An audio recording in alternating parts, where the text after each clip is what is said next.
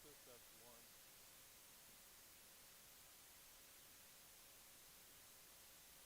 And while he was in the hospital, he developed, well, he had pneumonia, double pneumonia when he was put in there. And that's why he was put in the hospital. While he was there, they had this just, it was just over the weekend that they had to put him on oxygen. Okay, and uh, that's the extent that I know. How severe that all is, I don't know. But when they start doing those things, it's not good. And someone said that, it's not a good situation at this point. But he's in the Lord's hands, and so just pray for him for a recovery and to be able to return from that. So that gives you a little bit of an update of what's going on with Pastor and so do remember him in prayer. Okay, we are ready to start this section. Why do we lose friends? Okay, okay. First thought behind this is that we lack a genuine love for others. Okay, Amethyst, please. You don't have to comment about everything, please. Okay, Amethyst, please. Thank you. We lack this genuine love for others. Proverbs 10:12 says, "Hatred stirreth up strife, but love covereth all sin." So there's three characteristics of a person who lacks this love. He will cause strife. That's Proverbs 10:12. Let's see. I'm trying to see.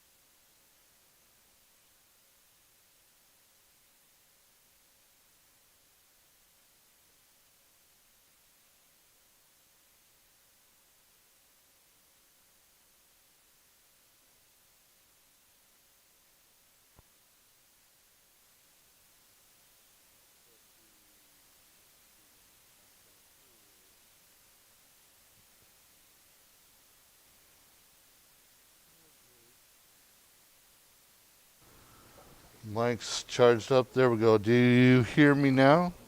Okay. Giselle sent me a text. You should hear me. Okay.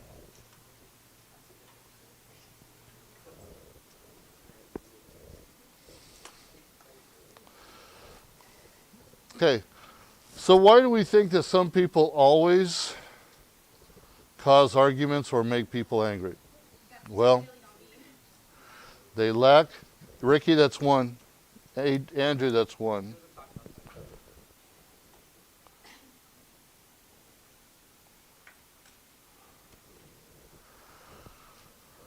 Well, we lack this proper love for others, for people. God tells us to be peacemakers, not peace breakers. Okay? And so we got to keep our eye on that. As a peacemaker seeks to bring together in harmony two Christians who are at odds with each other. Okay? That's what a peacemaker does. Now, we've discussed this in some aspects that when do you step in to friend your in a problem that your friend is having, in a problem that two of your friends are having? When do you step in? And we have concluded that it is based upon the situation. Ricky, you want to? It's based upon the situation, and you have to watch what's going on, judge what's going on at the time, because sometimes getting involved is not the best thing to do. Even though you want peace to be there, we've come to the conclusion that also that you get involved in between and you become a peacemaker. Well, based upon what you said, one person may like you for better than the other person does, or friendships might change, or whatever the circumstance might be, then you're in a little bit of a predicament. Okay? And where you've tried to be a peacemaker, you have created more of a problem. So, trying to cover the strife, the person who doesn't love or lacks love. So,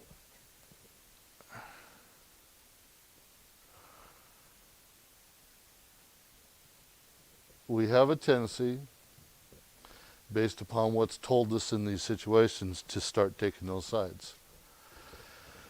Because we may not agree with someone, or we may agree with one more than the other, and etc. So, just be careful when you're doing it. Here's a good thought.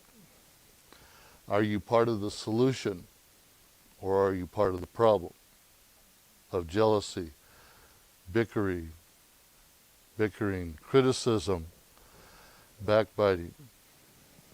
Okay? Do you show the genuine love for others? Person who lacks love seeks revenge. Proverbs 19:11. The discretion of a man deferreth his anger, and it is his glory to pass over a transgression.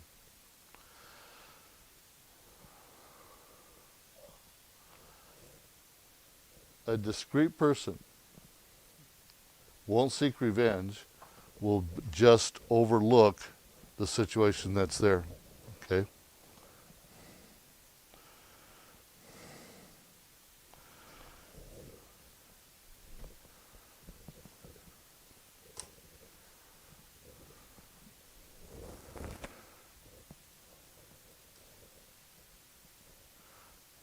He's not going to cut down somebody just because that person cut him down. Okay? We do a lot of things in fun. Okay? But we got to be careful where that fun walks or goes over the line. So just be careful. People who lack love, however, want immediate revenge. Okay? Wrong was done to them, therefore they have got to get back at someone for something. And those who truly love people simply take the abuse. In essence, turn the other cheek. Okay?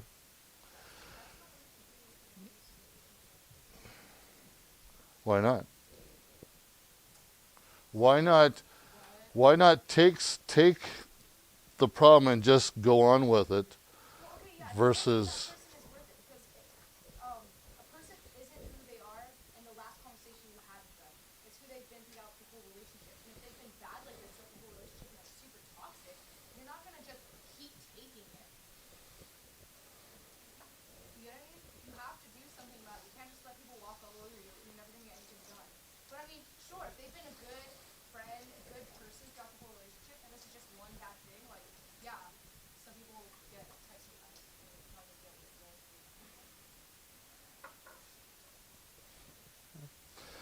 Proverbs 24:29 says, "Say not, I will do so to him as he hath done to me. I will tender to the man according to his work." Okay? Be careful. Revenge is of the Lord. It is not your area. Okay? Finding out what goes on. Okay, that's not necessarily turning the cheek. Okay? Finding out what the problem was, why they turned on you, that's not turning the cheek. Okay? That's just trying to, from your side and their side, trying to solve between you and them. If they don't want to resolve,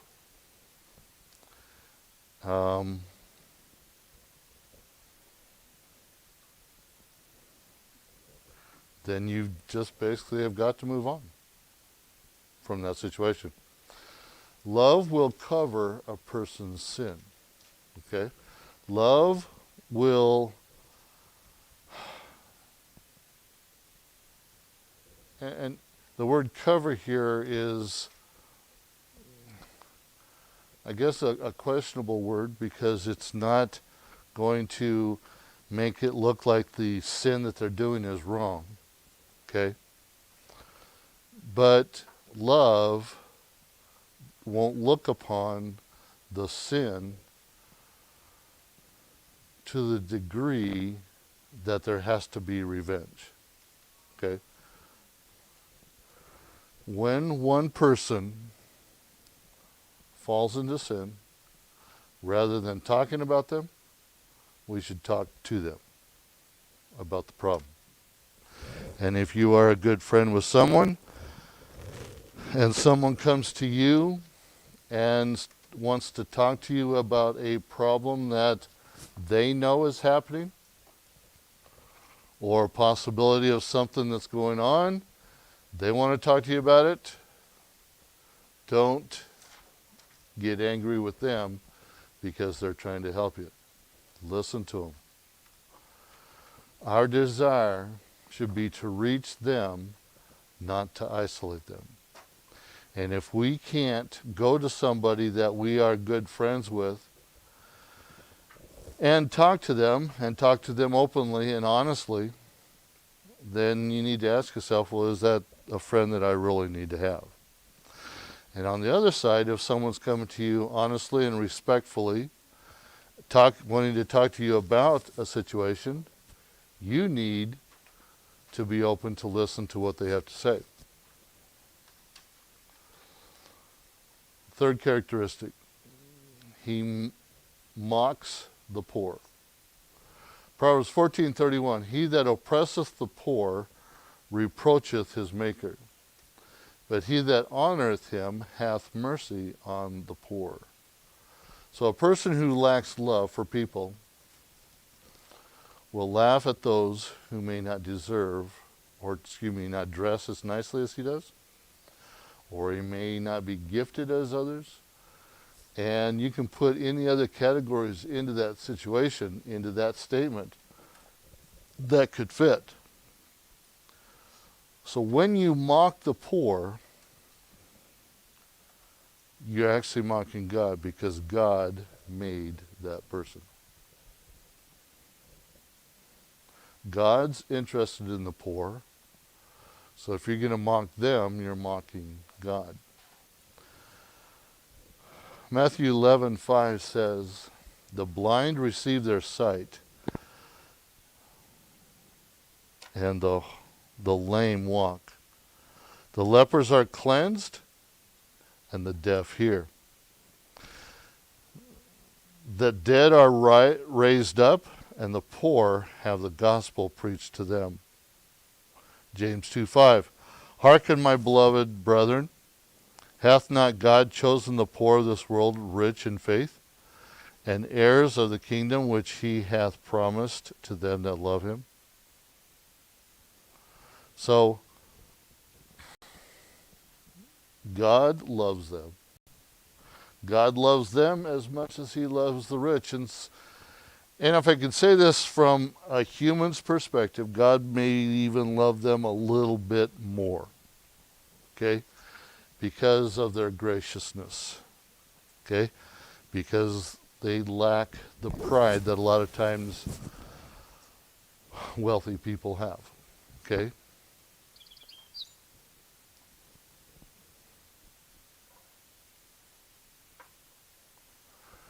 Okay. We act without knowledge.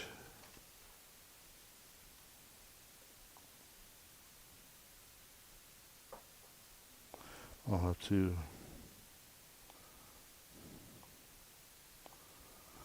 look at that later.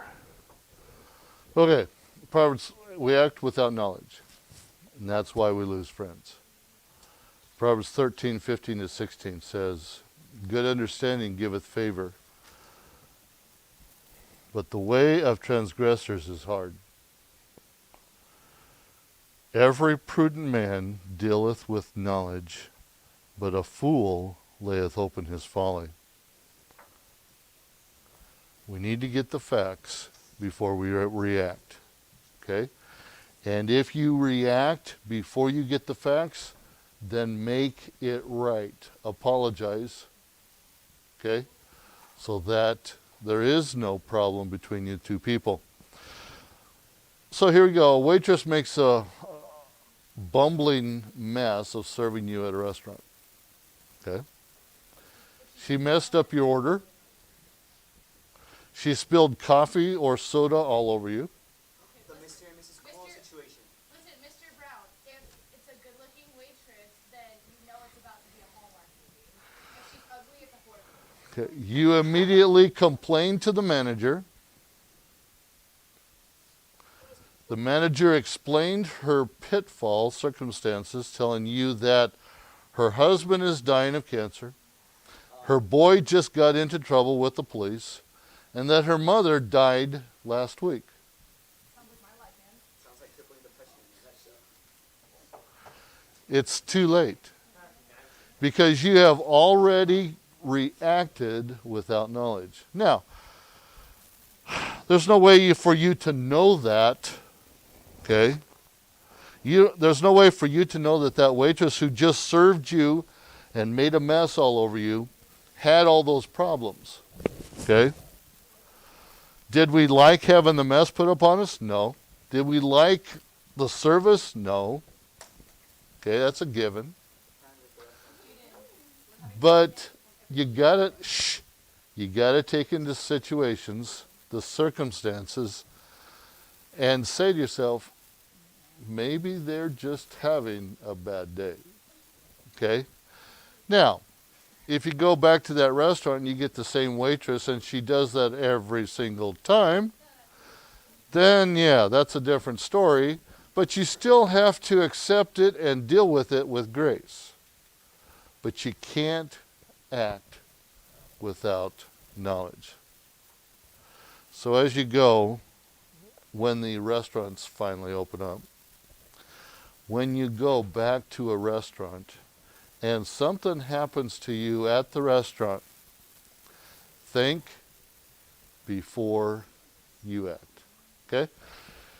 DLs, that's where we're going to conclude it today. We're almost done here. I only have about 7 more slides, but I'm out of time necessarily. So we'll pick this up tomorrow, and then we will also have worksheet 17 tomorrow for homework, okay? So, DLs, think before you act in every aspect. Have a great day.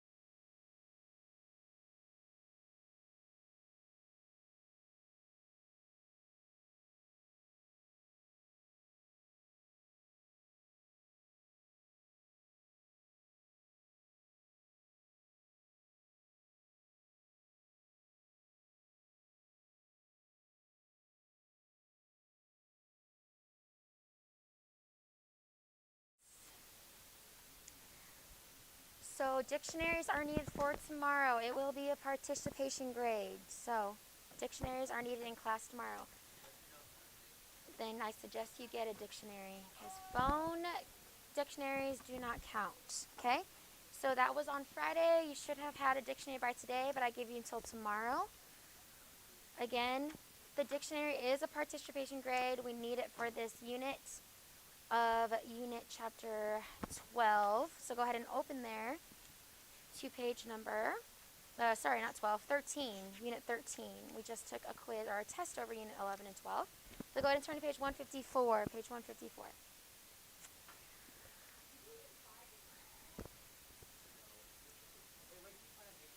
Walmart.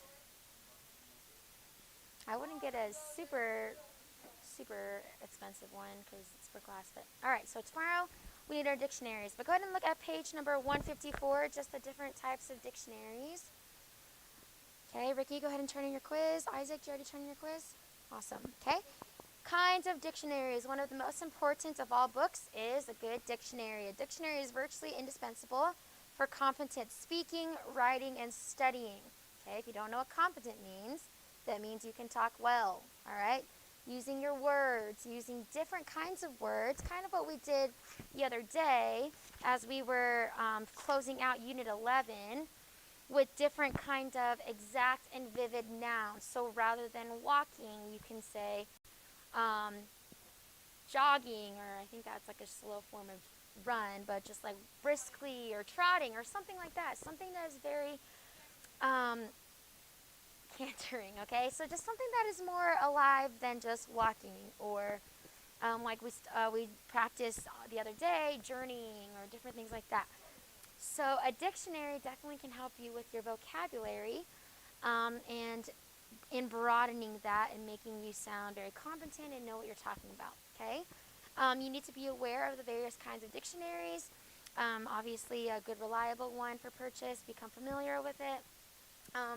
I know that nowadays, obviously, your phone is more accessible rather than a dictionary, and I don't think anybody carries around a dictionary. Shh, please stop talking out loud. I know a dictionary no one carries around a dictionary anymore, but having a good dictionary definitely added to some kind of your library will help, okay? So look at number one. One type of a dictionary is an unabridged dictionary. It's one that has not been cut down from a larger work. It attempts to treat many rare and archaic words, as well as all words in common use. An unabridged dictionary contains 300,000 to 600,000 entries. Because of their bulk and expense, they are normally found only in libraries or study centers. Another type of dictionary are college or desk dictionaries.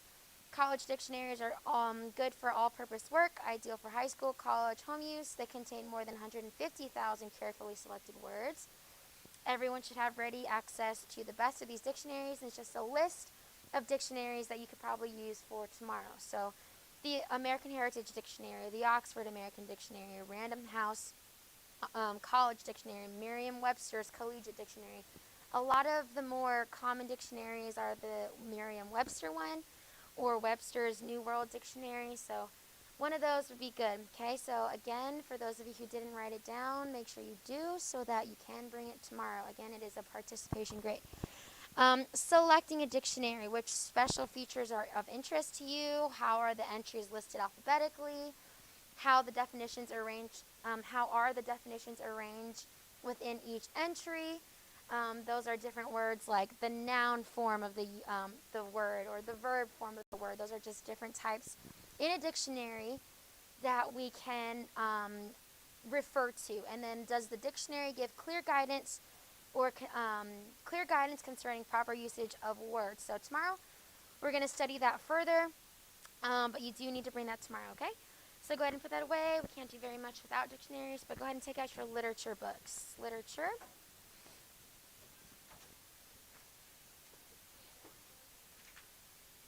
Actually, yes. Go ahead and look at page number 208. Page 208. Okay, and just really quickly, today's lesson isn't going to be super long, and it kind of works out since I wasn't able to get here earlier. But look at page 208, a paradox.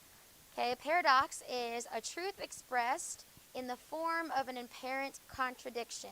Okay, so an Ilias, which you will read tonight, page 208 to 210, 208 to 210. With a paradox, it says, although it appears to be a contradiction on the surface, there is truth in it. For example, Matthew 10:39 is a paradoxical statement.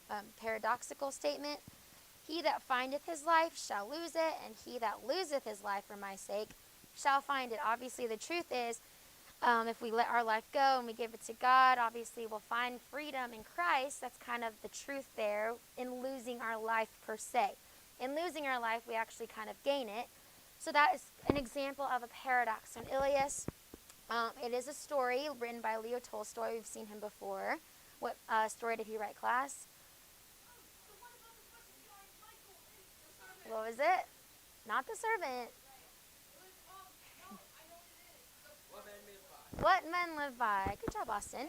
Okay, so Leo Tolstoy also wrote this Ilias. You want to read it tonight, and then try to find the paradox as you're reading it. Okay, so tonight for homework, I want you to find a truth.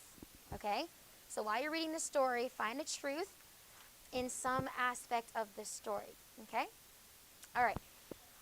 Again, today's lesson is not going to be very long. It's just kind of assigning things and then more discussion tomorrow. But last but not least, take out your vocab. We're going to review. You guys have quiz 7B tomorrow. So go ahead and take out that. Turn to page 61. Let's go through our prefixes, roots, and our suffixes. Again, you should have written that over the weekend, so if you did not turn it in, go ahead and do that at the end of class. But let's go through it. I'm going to read your prefix or your root or your suffix. Please read out the definition. I need everyone's participation as we read through these, okay? Read the definition for ambi or amphi. Hyper. Para. Super or sur. Over, above, beyond. To your roots, cred or credit. To believe, to trust. Fund, fuse, or found. ST or A, stat or stit. Ten, tin, or tane. And then our suffixes ending in AGE. Ism. LY1. LY2. Good. Okay, so let's go ahead and do exercise C. Go ahead and start. What does hyper mean? Over, above, beyond. Okay, you can look up the root word for tense on the very last page. Raise your hand if you have it. Okay, I said raise your hand if you have it. Gabby? To stretch, to strive. What does ION mean? Everyone raise your hand if you got it. Raise your hand if you have it. Okay, everyone needs to be looking, not just relying on the people giving it to you.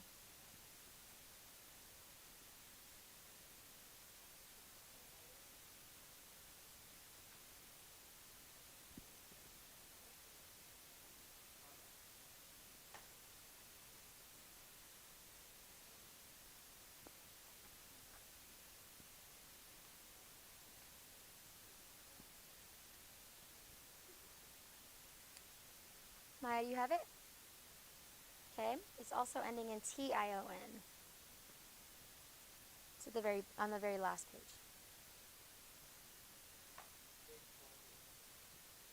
Okay, I said to raise your hand, but thank you, Jesse. It is state quality active.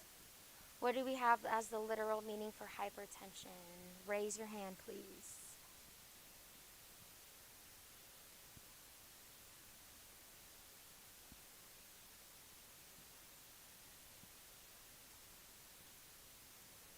We have up, over, above, beyond, to stretch, to strive, state, quality, active. So what does hypertension mean? Ricky? Okay.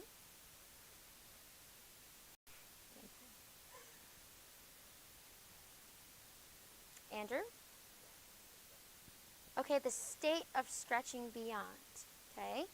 Hypertension isn't an act, it's actually a noun, which is hypertension. It's like, so it would be the state, okay? The act would be obviously a verb. But this would be the state of stretching beyond. Okay, go ahead and do survival.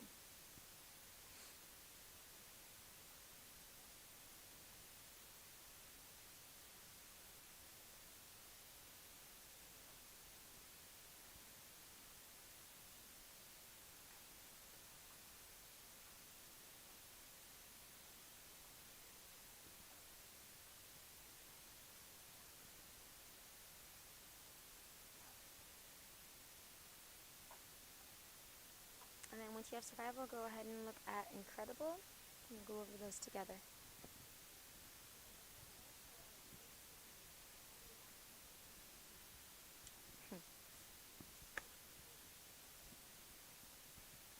What, you think words are just formed randomly? No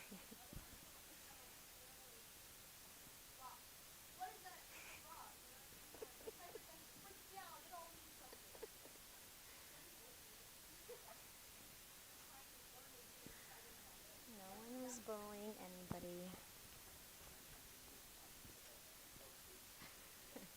Breaking down of R, meaning this. OC, meaning this. K, meaning this, all individually. All right, who has sir? We all should have that one class. Good. Okay, who looked up a root word for viv? Austin? To live. What is the suffix for al? Adrian?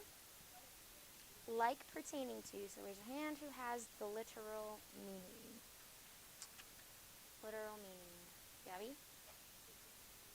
Pertaining to living beyond. Good. Okay, who has the prefix for in2? Jaden? Not.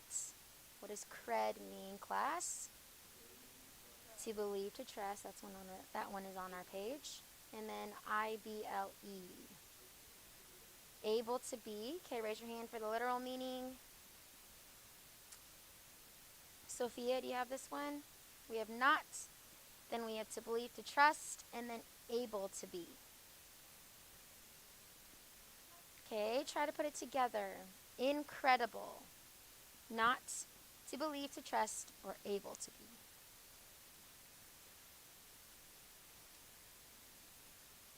What was it?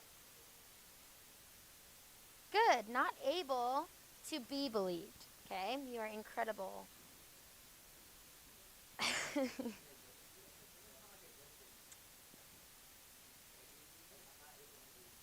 Huh?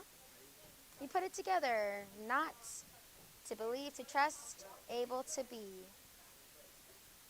Okay? Not able to be what? Huh? Look at your root word. Cred, to believe or to trust. And if there's not, and then able to, and then not able to be what? What are the two words there in their root word? Cred. Or. So not able to be what you just said. Good. Believed. All right, so tonight go ahead and study, okay? Study your vocab list. Guys, stop talking real quick. Study your vocab, your synonyms, so we should have studied, and then your roots, your prefixes, and your suffixes. List 7B. Go ahead and look over at list 7B really quickly. Okay? Just more commonly misspelled words. So know the differences between all right, okay? And then already, all right is 2 words, already is 1 word, all those 1 word almost, but all right is 2. So make sure you guys are studying those. Marshall, number 12, has 1 L on the end. Occurred, there's 2 C's and 2 R's. And then different commonly misspelled words like that. Okay? Make sure you're studying that. Again, bring your dictionary tomorrow, and then literature to read those pages. I'll write them on the board, pages 208 to 210, I believe. Yes, 208 to 210. All right, you guys are dismissed. Oh, yes, and then find a truth in reading your story or a paradox.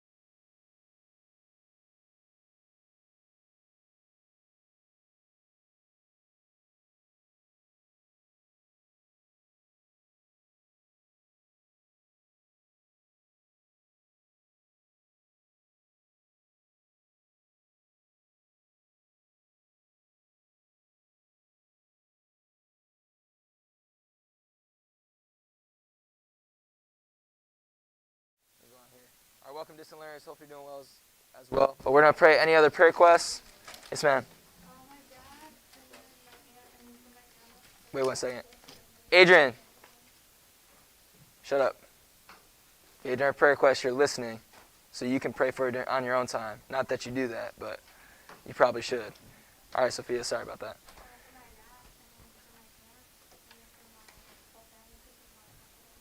Okay. So your aunt, with that thing, how did everything go?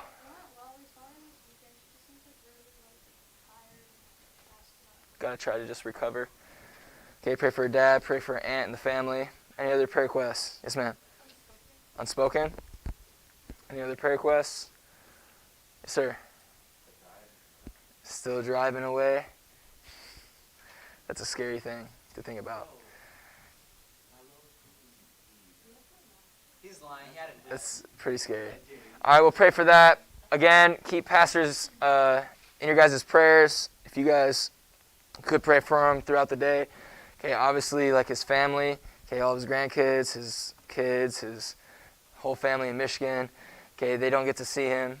Okay, not that anyone really gets to see them, even if he was here with COVID, but they don't get to see him. They rarely get to call him. Okay, he's pretty sick, so pray for that. Hopefully he can get back safely with that. Okay, well, we're going to pray, and then we're going to get started for today's lesson. Okay, let's pray. Dear Heavenly Father, Lord, thank you for today. Thank you for all the kids that are here, Lord, the health you've given us, the ability for our school to continue to stay open. I know it's not exactly what we want. Okay, I know it's not all the rules that we want to have. Okay, but for us just to be able to listen and obey. Okay, us teachers don't really like all of them either. Talking with masks on is probably one of the worst things. Okay, but we have to do it. Okay, nurses and them do it every day. So please allow us just to be able to do it here when we have to. Just accommodate to those so we can remain open, and if anyone does get sick, nothing spreads. Please just bless everyone to continue to stay safe at home as well, to stay diligent in their work. Also, we lift up some special prayer requests to you, Lord. Please help Sophia's dad, Lord, continue to keep him safe during this time. Also, please help her aunt, Lord, for her to be able to recover and just get some rest, and for her family, for them just be able to trust in you, Lord, to have patience with that. Please help Isaac as he's doing driver's training, Lord, for him to stay safe on the roads, to always be alert, and to not build bad habits, as some of us already have. Please help us to just be able to pray for him, Lord, keep him safe. Also, please help Jaden's unspoken, Lord, as you know all of our hearts and thoughts. You know exactly what we need and when we need it, for just us to be able to trust in you and have patience for that, because sometimes it doesn't happen when we want it to happen. Sometimes we don't get what we think we need right when we need it. But for us to just to continue to trust in you, and that trust that you know when we need it. You know exactly when we need help, when we need strength, when we need wisdom, for us just to be able to trust in you. Also, we lift up Pastor Sidlowski to you, Lord. We know you're the great physician. We know you can heal all if it's your will, to just bless him. Allow him to remain to stay safe, and for him to be able to continue to get better each day, for him to be able to return, certainly as the Easter time is coming up here soon, for us just to keep him in our prayers, Lord, and to take it seriously. He does a lot for the church and school here, Lord, for just to bless him, Lord, and allow him to return to his family. Please give his whole family, Mr. Moyer, Mrs. Moyer, all their kids, all the other family members, Lord, the daughters, and maybe their husbands and kids and family in Michigan, for them to just trust in you, comfort them through this time, as they can't really be there with Pastor, Lord. They can't really check on him other than a phone call, as he's about 12-hour difference from us.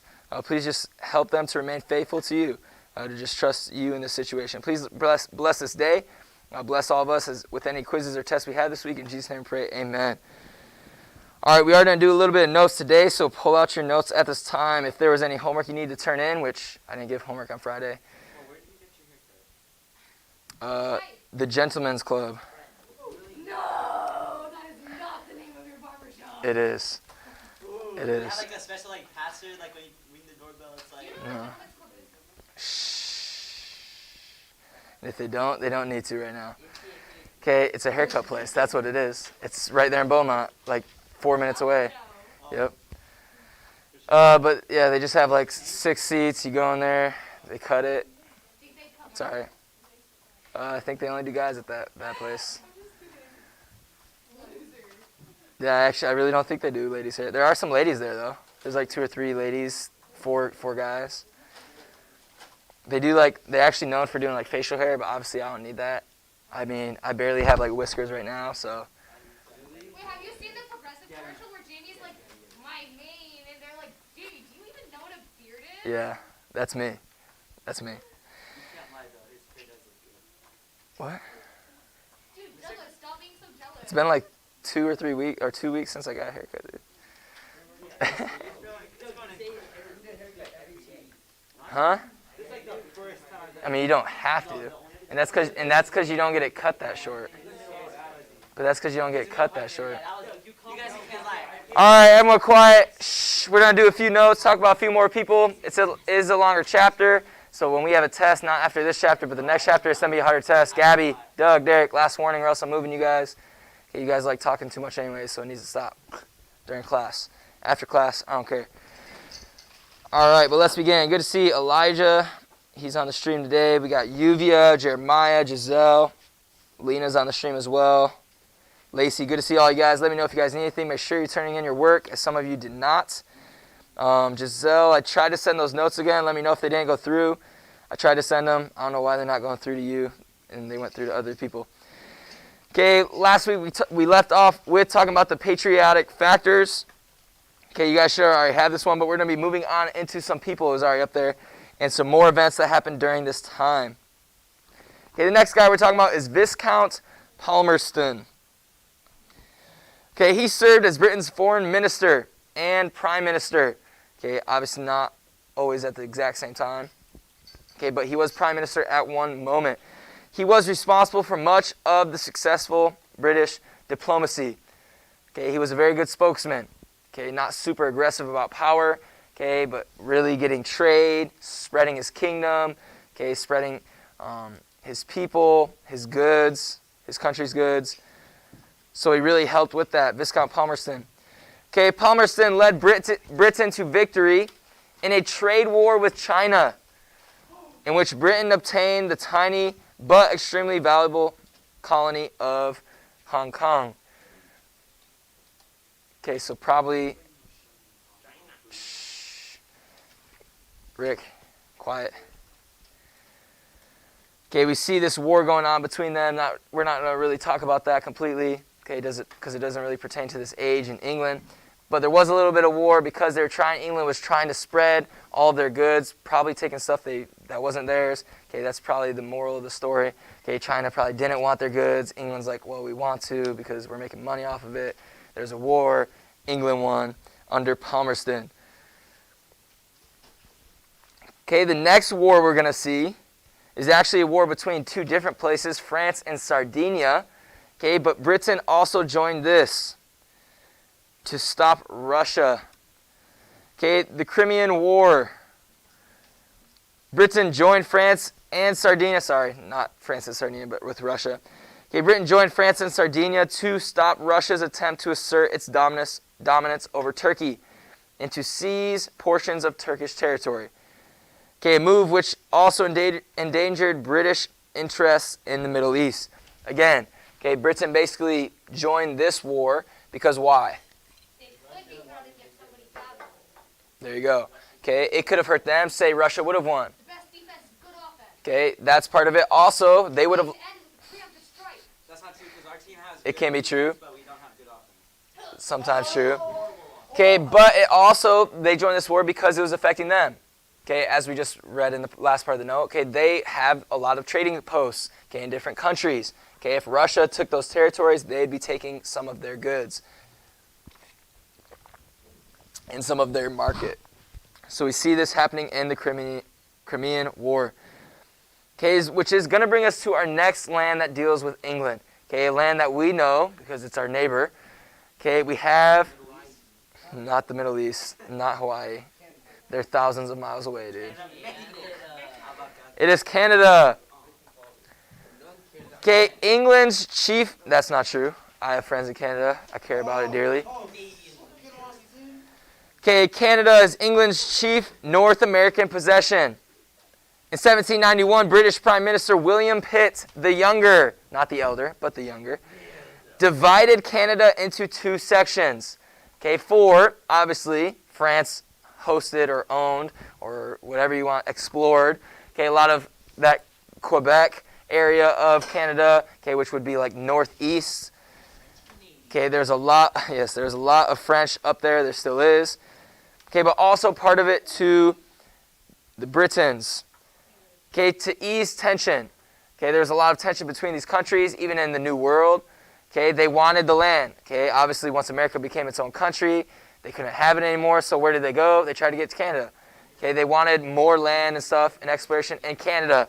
Okay, so this kind of happened under William Pitt. He kind of tried to make these two different sections to ease basically France and England to not have another war between them. Okay, that was in 1791. In 1830s, Canada was in turmoil. Queen Victoria sent Lord Durham to investigate conditions, and he made the following suggestions, it should be suggestions, for settling the Canadian problem. Okay, there's inner turmoil between probably the Britons and the French and the people of Canada at this time. So this is what Lord Durham suggested. First he said, hey, let's reunite the two sections of Canada into one country. Okay, let's make it one. Okay, let's not separate it just into the French and Britons. Okay, let's just make it, hey, we're one and we're Canadians. Okay, he also said, let's give the Canadians a representative government. Hey, let's not rule over them across the ocean, okay, and the seas, but let's give them their own form of government so they can have some kind of structure here in Canada. Okay, so when they have a problem, they don't have to mail a letter or however over ship and take this long period of time to try to resolve a problem, but rather just have their own form of government right there. Okay, lastly, Lord Durham he suggested to follow a plan for settlement of unoccupied territories. Okay, to keep on exploring, to build new lands, to build new cities and towns, to balance it out. Okay, which is going to bring us to this act. Everyone good with these? So yes or no there, Austin? Which brings us to the British North America Act of 1867. Okay, this act made Canada of self-governing commonwealth. Okay, at this time it was known as the Federation of States. Okay, they don't really have states. Okay, they're actually called what? Do you guys know? Provinces. Yes, sir. Provinces, eh? Okay. Don't say A. You're not white enough. He's not. I grew up closer to Canada than you did. I'm just kidding. I know.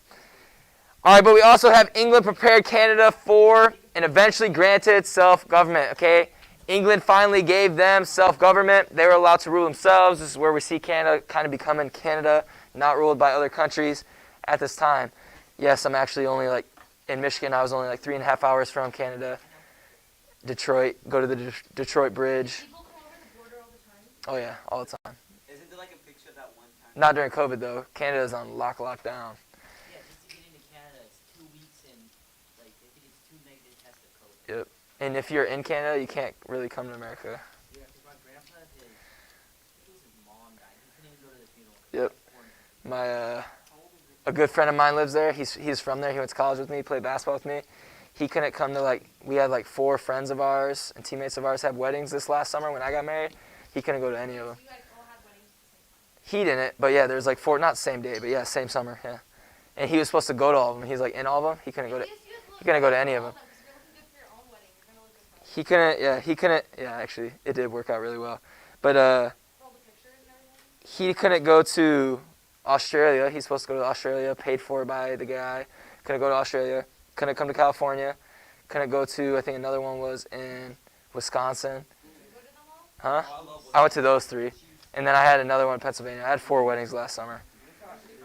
I didn't go to Australia, no. After your own wedding, you had 3 more. Yep. And I officiated one. I was the best man in one. And I got married in one. So I did all of them one summer, guys. I officiated a wedding. It was my cousin's wedding. It was in Michigan. I officiated that one. And then I was the best man of my best friends in Pennsylvania. And then I got married myself. And then the other one I was just at. Yeah. A lot of late nights. Yeah, man. Wait, Mr. Cole, did you have a honeymoon or no? I did. I went to Jamaica. Jamaica! Jamaica man. And I had a butler. For real, what's his name? Huh? What's her name? What? I had two of them actually. What was his name? Dwayne was one actually. Wayne. Dwayne. And the other one I can't say his name. It's too hard. It's like Ochetaman. His name was like Ochetaman. But yeah. What? No. No, it's their job though, obviously. They work there at the resort. But if I wanted food, I had like a flip phone they gave you. If I wanted food, I could like text or call him, say, hey, Dwayne, can I get food from this place? He would go get my food and he'd come bring me food. If I wanted a drink, he'd be like, oh, here's your drink, sir. So I didn't have to wake up early in the morning. He would reserve a spot on the beach for me. Yeah. It was a resort. It was all paid for. All right, shh. Put your chair down. Everyone quiet. That's a side story. Adrian, turn around. Side story. We got to get back to the notes. Doug, last question. Everyone else quiet. If you probably shouldn't say it, you probably shouldn't say it. Well, I don't even think it's bad, honestly. If you're questioning it, you probably shouldn't say it. Well, I feel like you're going to get mad, because you always get mad at everything. Well, I don't get mad at everything, but I tell you to not say things that you shouldn't say. So you and Dwayne go way back. The sexual tension between you two is for real. No, 'Cause in the ice max here. not that Dwayne. And you're always like, Dwayne in Jamaica was way cooler. yeah. Yes. Was he like a darker black? Yes. And yes, he had the accent. All right, moving on.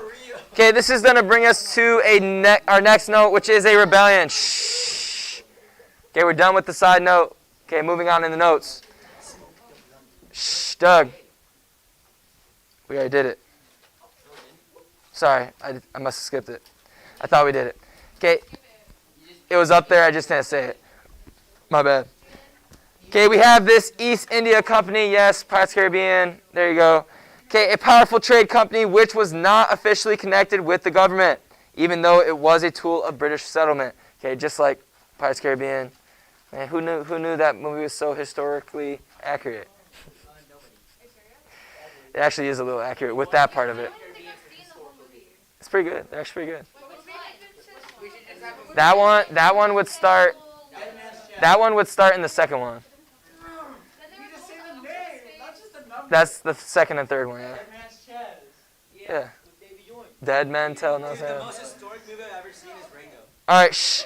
Okay, but we see this East India Trading Company.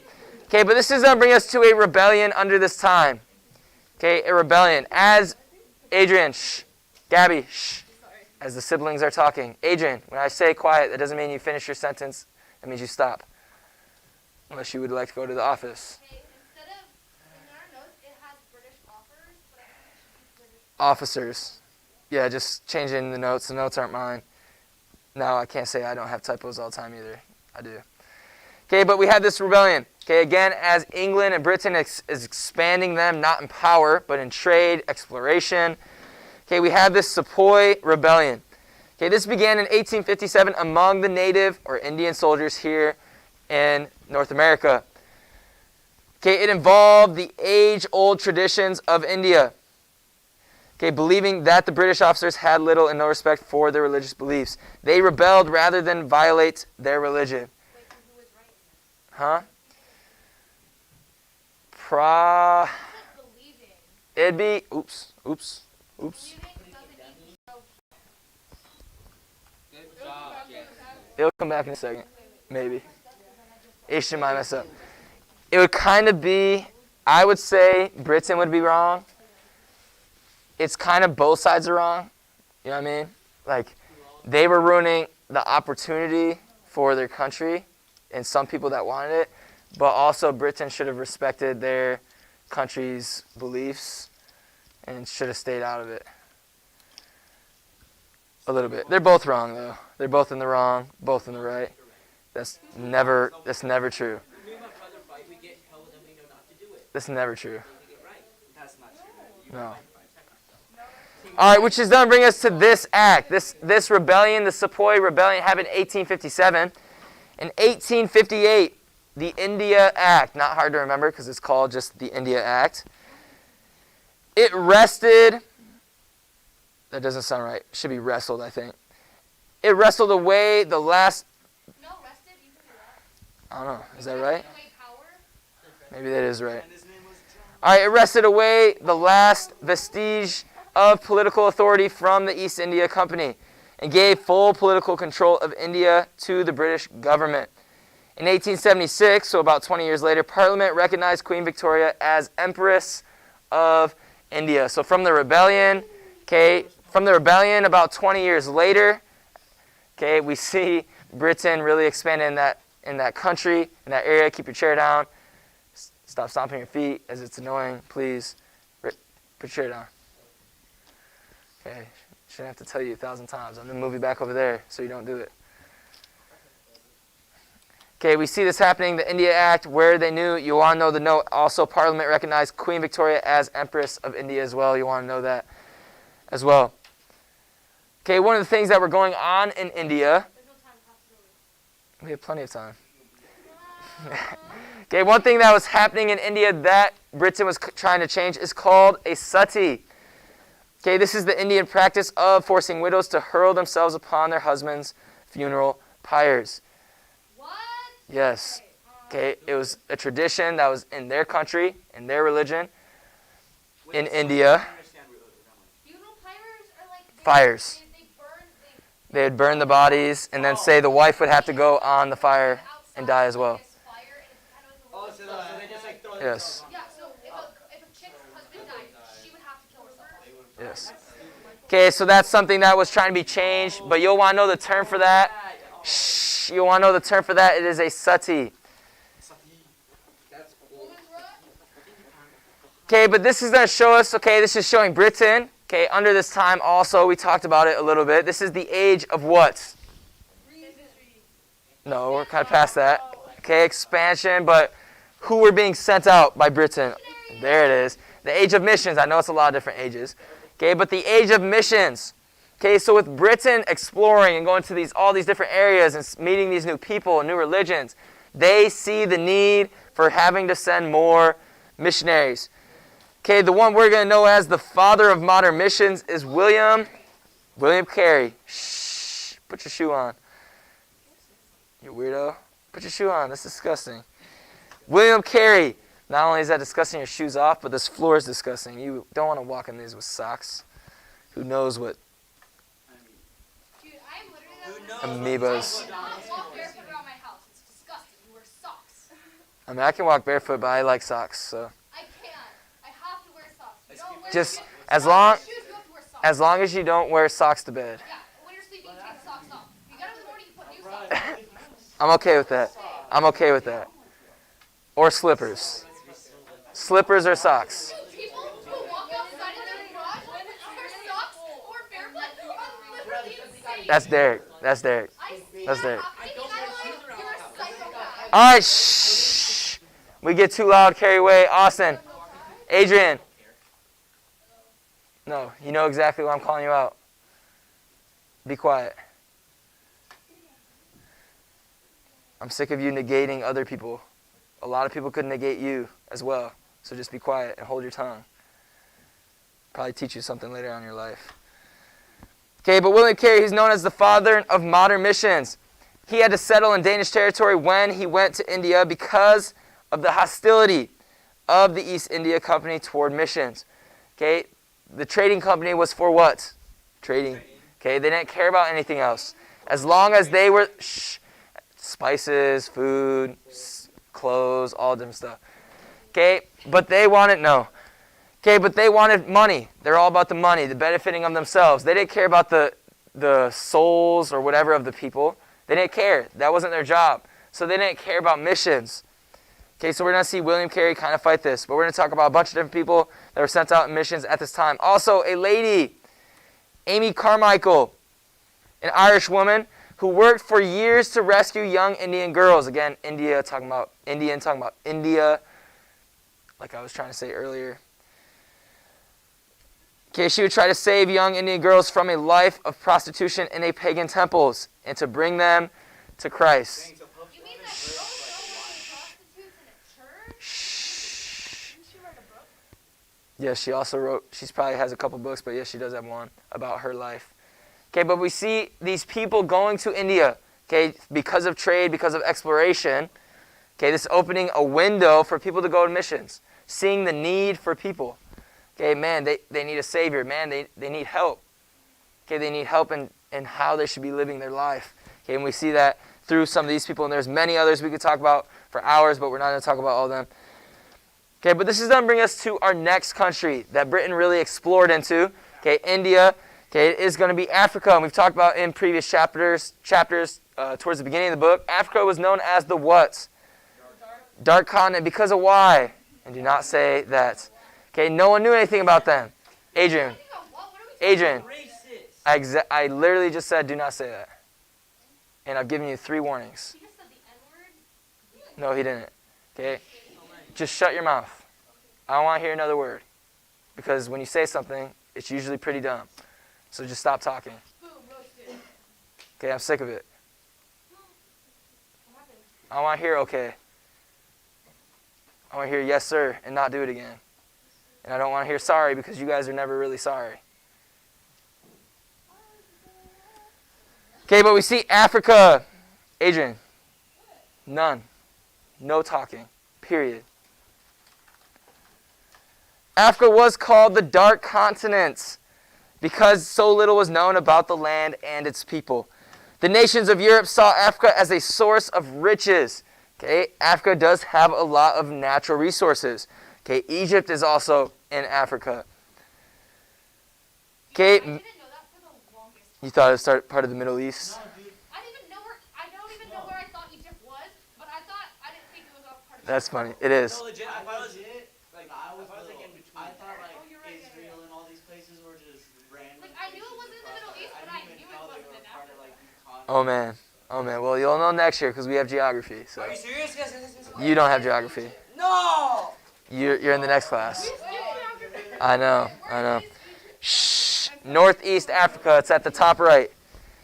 Right by the Mesopotamian Sea.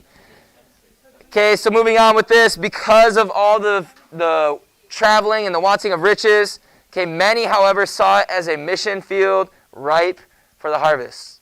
Okay, a lot of people that didn't have a lot of written history, okay, didn't have a lot of stuff going on, make sure all of our phones are put away. Okay, make sure we're taking notes as there's going to be a notebook check tomorrow for you guys. Juniors and seniors, there's going to be a notebook check on Friday. There was supposed to be, I just forgot to do it. Adrian, I already told you no talking. This is 4th time now. See, when other people comment, I can tell them, hey, just stop talking. But I've told you too many. No more. And don't give me a face of, nah.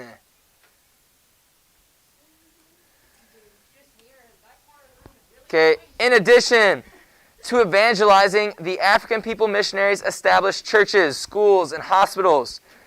They helped bring an end to the cruel and inhumane slave trade and many of the bloody tribal wars. Okay, throughout Africa, and we're not going to really talk about this chapter, but I'm sure a lot of you guys have heard, okay, there would be a lot of civil wars in Africa, killing of each other, tribes fighting tribes, killing of people. Okay, there's so many different stories with missionaries and other things happening in Africa. It is inhumane. Shh. Okay, shh, quiet. Quiet. Okay, but in addition, we see people saying, hey, this is a place where we can evangelize, where we can change lives because they didn't have the truth. Truth was never heard there before. Someone talk about God, they would say, hey, who is that? I don't know who that is. Okay, unlike Britain at that time, a lot of people knew with Catholicism and all this other stuff going on.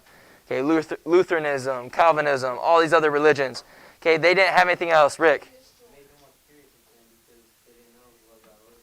It's true. Okay, so they would listen. Okay, they were learning something. They would actually listen with an open heart, unlike a lot of people here today. Okay, merchants brought legitimate commerce to the continent. Okay, this is this side of it.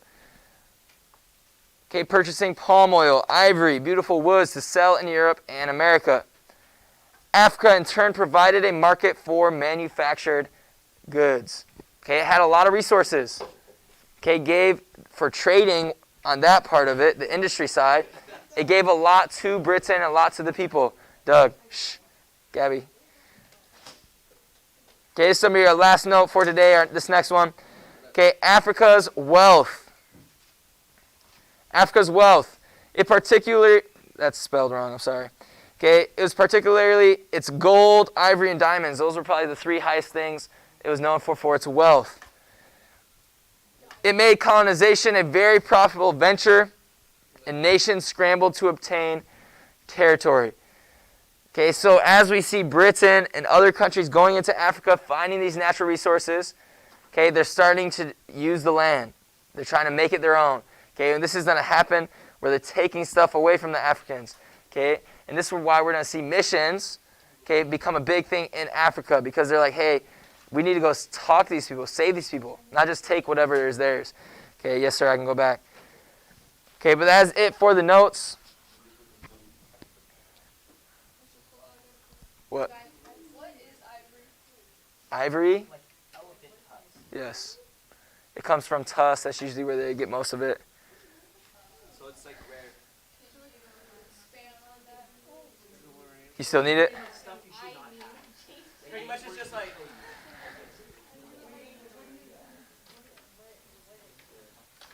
So it's pretty much like a mineral found in like a like. It was a rare mineral that came from tusks.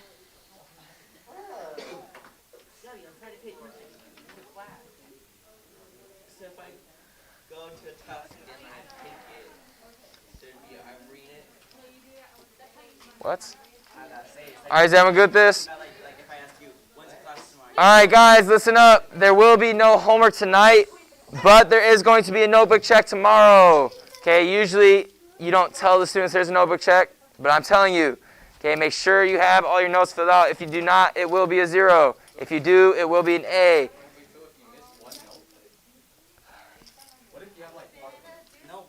Then get it from a friend or ask me. But it's your job to get the notes. All right, just learners, hopefully you got that as well. It's sorry, I didn't see it get frozen.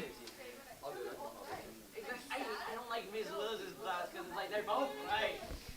I asked her how she sees me. Okay, that is the end of the notes. If you need something, just let me know, just learners. But you guys need to make sure you're taking notes at home as well, whether it's on a piece of paper or whether it's through me. Just send me whatever notes you have so I can put a grade in for you guys as well.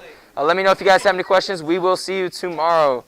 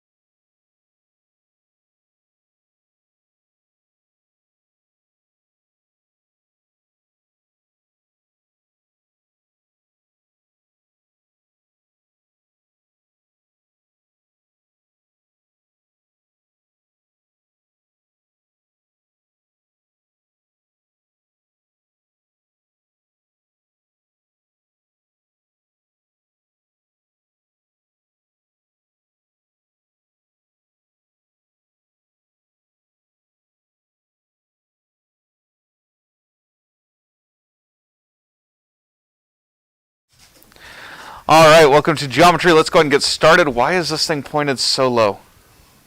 What? All right, here we go. We're on 3.13. We're talking about measurements of angles in a circle. We are on page 148 in your textbook. Page 148. Is Lena here today?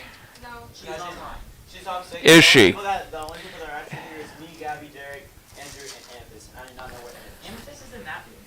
Yeah, she did. Distance learners will be right back.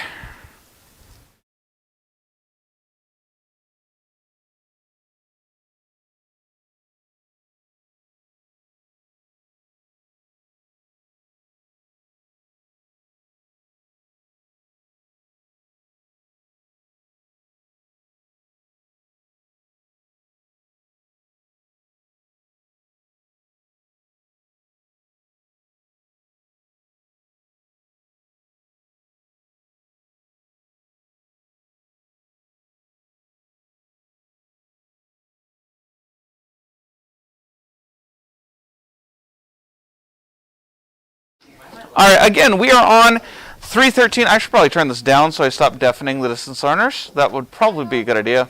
Keep going. Check. 1, 2. Test. Test. Testing. Oh my goodness. Turn it down. Am I just that loud? Okay. Anyway, just do that. Okay. There we go. I'm pretty sure it's just like the No, it's definitely me. I've triggered my own loud environment warning. All right. Anyway. By just teaching. All right, so we're in 313. Make sure you're not talking over me. This should be a very quick lesson if you all let me. Gentlemen, I'm going to ask you guys to leave. Thank you. Compliment my nails first. Okay, cool. You get a 0. No! Compliment my nails first. Hand me the paper. Go sit down. You're already late. Amethyst, sit down. We're on page 148 of the textbook for now the third time. We are on 313. If you guys remind me at the end of class, I'll upload the slides. Okay, but is this a trick question? You mean the regular The ones I'm going to be putting up on the screen as we go throughout the class? Yes. ones we always do? Dude, why am I No. laughing at that wheeze? I hate this. Sorry. Okay. Are we only doing 313? Oh, my word. If you stop asking questions, you might find out. Oh, okay. Yeah, good point. Please continue. Because we're now 3 minutes into class, and I'm still trying to start class. We're starting. All right. 313, measurements of angles in a circle. Fair warning, first few slides of this are going to be the dumbest slides that I've ever had to make, but Rebecca. So, first of all, numerical measure of a magnitude is the number which tells us how many times the magnitude contains the given unit. If that feels dumb, it's because it is. Okay. If we have the ratio of two magnitudes, this is just the quotient as indicated by, the word ratio, obtained by dividing the first magnitude by the second in the same units. That is the key thing here. So you can't divide 2 feet by 1 foot 6 inches. You either have to go completely to feet or completely to inches. If you go to completely to feet, you still get 4/3 when you reduce. I swear that makes sense. Because you can't have decimals in the bottom. It sounds so complicated, like the word. Shh. And so I'm going over it. You should not be eating. We're in class. Act like it. Thank you. All right. So we have the quotient obtained by dividing the first by the second in the same units. Two magnitudes measured in the same units have the same ratio as their numerical measures, which is, again, a duh statement, but reasons. All right. As an example of a ratio of two magnitudes, if we take the ratio of any circle's circumference and divide it by its diameter, we get roughly 3.14159, but that is not simplifiable to a fraction. And we call that pi, or according to the book, we'll learn about pi in section 6.6 instead of just learning about it now. The heck. Anyway, so yeah, that's pi. It is that. We're done. Okay, I don't know what. They wrote like a whole sentence at the end of in section 6.6, you'll learn that this ratio is a constant for all circles and is equal to pi. Seriously, why can we not? All right, anyway, it's constant. It's that. Okay, there we go. I don't know why they have to be so dense. If it can be expressed as a ratio of two integers, such as our first example, we call that rational. If it's like pi, it's irrational because it cannot be expressed as a ratio of two integers. Hence, it's irrational. Again, the Greeks were so frustrated by this that it became the name for someone behaving without logic. It started from numbers and moved to personalities. It's one of those where that's actually the origin. So if you're calling someone irrational, you're calling them a non-repeating decimal. Okay, moving on. That's actually how it started. So anyway, moving on. If we say two magnitudes of the same, or if we have two magnitudes of the same kind, having a common unit of measure, we call those commensurable. Okay? If they don't have a common unit of measure, they're incommensurable. Ta-da. Okay, moving on. All right. For the sake of this class, we will measure angles in degrees. For the most part, we will eventually introduce radians. It bugs me that we have a whole section on measurements of angles, and then we don't deal with radians.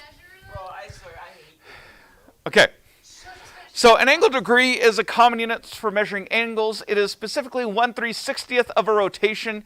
You see a single degree there in red, and then the other 89 that it takes to make a right angle. Oh my gosh, you're playing. Haha. I thought that was just shaded blue. Dude, I'm serious. I thought that was just shaded No, that's lines. Okay, anyway. Why are we talking? No, Again, finish it. today's is really short if you let it be. Shut up. You first. All right, an arc degree is used for measuring the arc cut off by a central angle. 1 angle degree is 1 arc degree. So the amount of circle that cuts off, it's 1 degree still on the arc. So the angle can be 1 degree, the arc is 1 degree. If it sounds like, why are we splitting hairs over this? It's because why are we splitting hairs over this? Okay, moving on. A central angle is measured by its intercepted arc. Again, duh, the numerical measure of an angle is equal to the numerical measure of its arc. Again, duh. However, do not confuse arc degrees with arc length. Okay? For example, if I have that given angle, it's the same number of arc degrees for both arc 1 and arc 2. By the way, the arcs are represented by S. Okay? So S1 and S2 have the same number of arc degrees, but they are not the same length. Do you see the difference? Cool. Congratulations, you have a brain. Okay. Now some terms we actually need to focus in on. I just had to discuss all that because I swear they're going to put it on quizzes and then you're going to be like, what? Okay, even though it's all obvious if you know the terms. All right, a secant is a straight line that cuts the circle in 2 points. So that green line there on the bottom, I know the labeling is not super clear in this diagram, is what it is. All right, so for an example of secant, it's the green line toward the bottom of the circle. This is a straight line that cuts the circle in 2 points. The length of a secant from an external point is the length from the line from the external point through the circle to the opposite side to the second point of intersection. All right, so you're going to pass the first point of intersection, go to the second. That's the length of a secant. The tangent is actually a secant where the 2 points of intersection collide, okay, or coincide. That is considered the limiting position of a secant. Technically, tangent and secant are different things, but a tangent is just basically a secant that only cuts it in one place. I don't know, okay? It's the way they're wording it is stupid. A tangent only touches a circle in one place. Secant touches it in 2. Let's move on with our lives. An inscribed angle, much like PSR or PTQ, is an angle whose vertex is on the circle and whose sides are chords. The segment is a figure bounded by the arc of a circle and its chord. So, for example, I can have segment PS, which is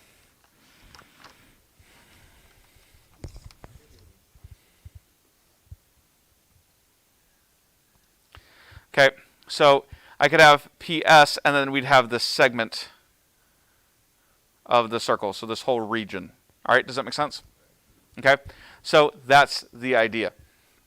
I don't know why you guys are looking at your computer screens because they're not on there. So let's make sure we're looking up here, please. All right. We consider this a minor segment. Okay, this region here would be a minor segment because the arc is a minor arc. If I go the other way around, this would be a major segment because the arc is a major arc. Whoops. Yeah, whatever. That's fine. I just said it backwards. I said it backwards from what I had it on the slide. Okay. Finally, if we say an angle is inscribed in a segment or an arc, it's whose vertex is on the arc and whose sides terminate on the ends of the arc. So, for example, PSR is inscribed in major arc RSP. Okay, if I have this arc here, because all 3 points that it's relevant are on the arc. Okay, so the vertex is actually on the arc itself, and then the endpoints extend the arc. So PTQ, the angle, would be inscribed on arc PTQ. Not this way, because the vertex has to land on the arc. So that's the main thing here. Okay? Inscribed arcs are, inscribed angles are kind of rare. Okay? Unless we make them inscribed, like we will in 3.14. However, I'm not clicking that. This is leftover layout from when I was doing distance learning last year. Okay, no homework tonight. Excuse me? No. No, still. I'm not accepting blasphemy. All right, quiet down. Guys, listen up. Excuse me. Thank you. I'm trying to finish out here so we can be done. But then you guys make it harder, and then you guys spin me off into one of these lectures instead of just actually doing what I'm trying to talk about. All right, Wednesday, you guys have quiz 24 over 3.9 through 313.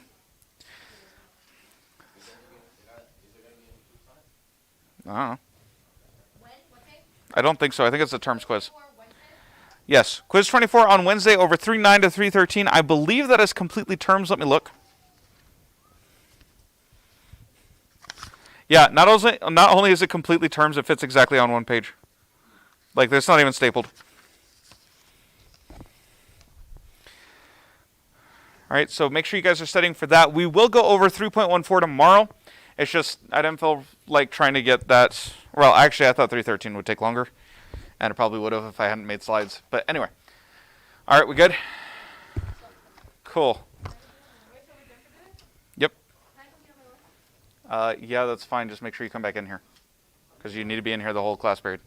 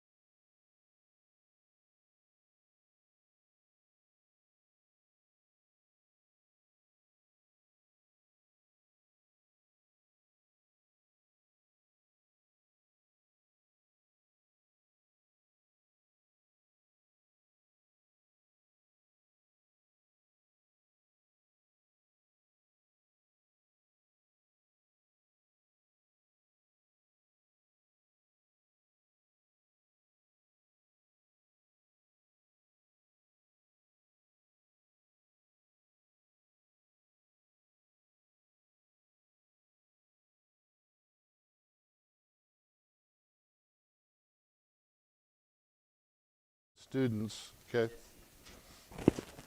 And then in class, we'll deal with something here in a minute. Okay, online, good to see ya. Class, welcome back to science. Please don't talk, okay?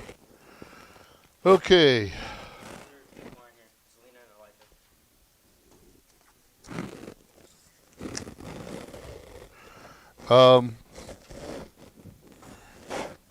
I didn't look at my Ricky.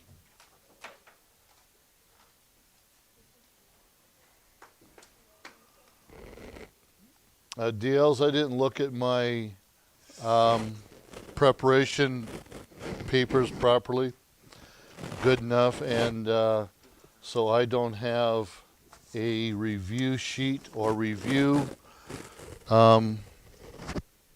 PowerPoint for review today, and I don't want to wait. I don't want to waste a day. So, Lelena, if you're on, I see 3, Jeremiah, Giselle. There's 3 viewers. I'm not sure who all are. Jeremiah and Giselle, I'm sure you are down there. But anyway, Lelena, Elijah, if you're on, you can start this tomorrow. But online, distance learners, we're going to go ahead and do our test 7. Start it today. Test 7, since I don't have the review for it, will become open book. Okay? So go ahead and start test 7, and hopefully we can get it done in one day, and then move on next chapter tomorrow. Okay? So test 7, open book. Okay? And maybe I'll just send you, everybody, at least that I have numbers for, a message just to make sure you got it. Okay? So DLs, I'm going to sign off, and I'll get to you in just a sec. Okay? See you later.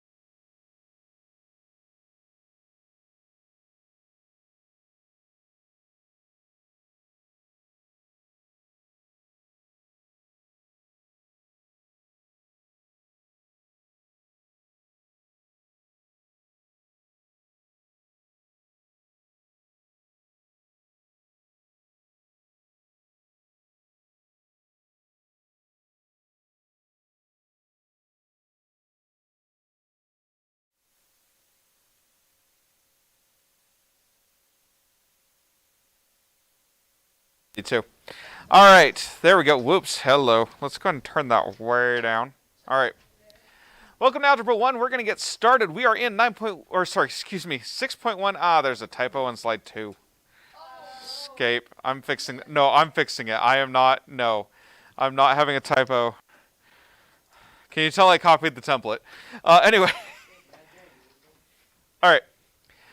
We're on 6.1, adding polynomials. Let's go ahead and jump right into this. Well, first of all, what's a polynomial? A polynomial is an algebraic expression in which each term has variables raised to the positive integer power. You're familiar with these. These are things like 2x plus 3, x squared plus y, y cubed. Those are all polynomials. They just have a special name. Now you need to know the name. That's it. That's all that's really going on today. If it's a polynomial with one term, we call it a monomial. If it has two terms, we call it a binomial. And if it has three terms, it's a trinomial. Remember, a term is anything separated by addition or subtraction. Okay, cool. Excuse me. See me after class. Now, if it goes past that, once we're at 4 terms and onward, we just use the generic term polynomial to classify it. All right, does that make sense? So notice the monomial, there's nothing about the exponent that makes it a monomial, binomial, or trinomial. It's just how many terms are there. So there's one thing in a monomial, 2 things in a binomial, 3 things in a trinomial. Does that make sense? Yes. Cool. All right, so if we were to classify these based on that information, if I have, nope, sorry, there's one other way to classify them. There, never mind. What? Wait, what? I already answered that. If there's 4 or more terms, we call it the generic polynomial. So if there's 5 terms, 6 terms, 8 terms, it's just a polynomial. Okay. Because at some point, no one cares. All right. So moving on here, there is another way to determine, or classify rather, a polynomial. Now all these here are monomials because it makes the example real easy to illustrate.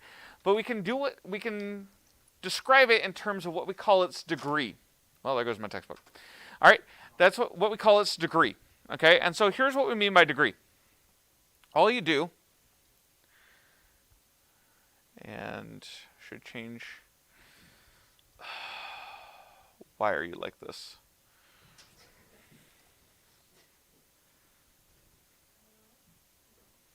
Nope. Get back over there. Fine. Where's my mouse?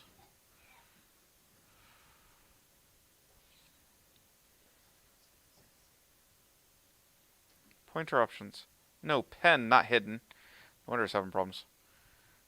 And let's change it to yellow because red will not show up well on here. Excuse me?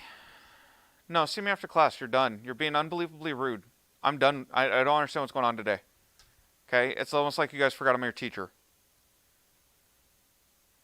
Not somebody on Xbox Live. Are we clear? So you will talk to me as if I'm your teacher, not some dude on Xbox Live. Okay?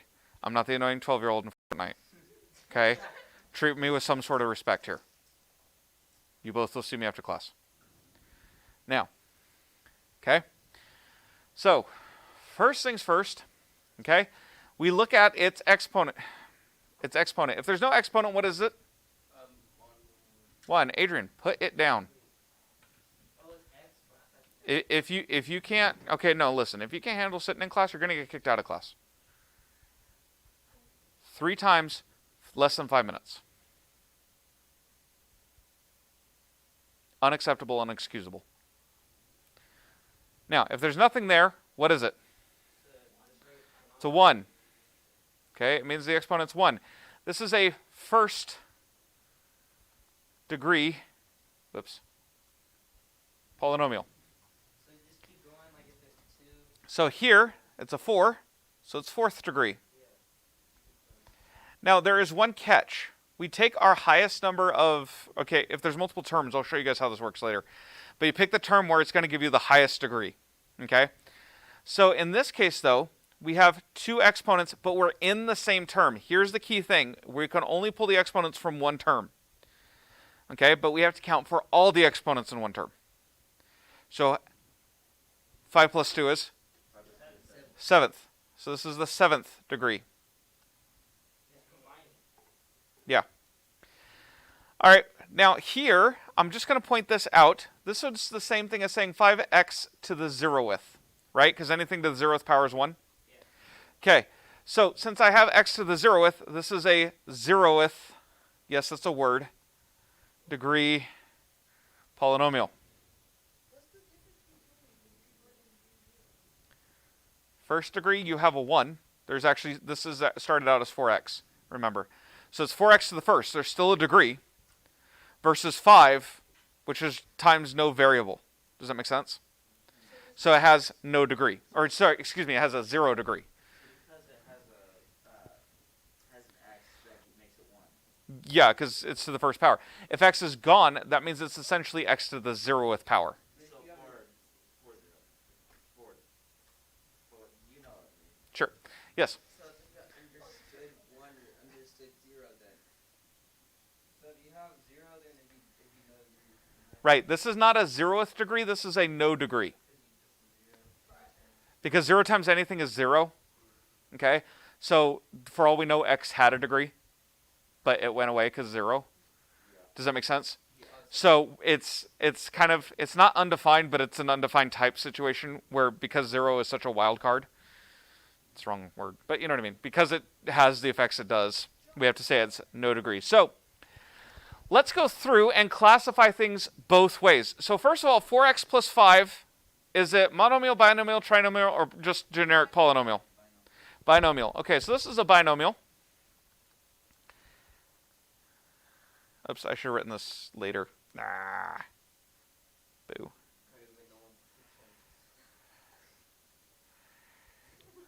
Okay, let me do this. I'm going to write binomial down here. What degree is it? First. We take the highest, but this is a first degree binomial. Does that make sense? Yeah. Okay, and that's how we would word it. So this is, notice that if we're talking degree of each term, we label it like this. If we're talking about number of terms, we label it like this. If it tells you to do it by number of terms and by degree, it should look like that. All right, all so far so good? Yeah. Okay, let's go to the next one. First of all, what degree is it? Second degree. Good, so this is second degree.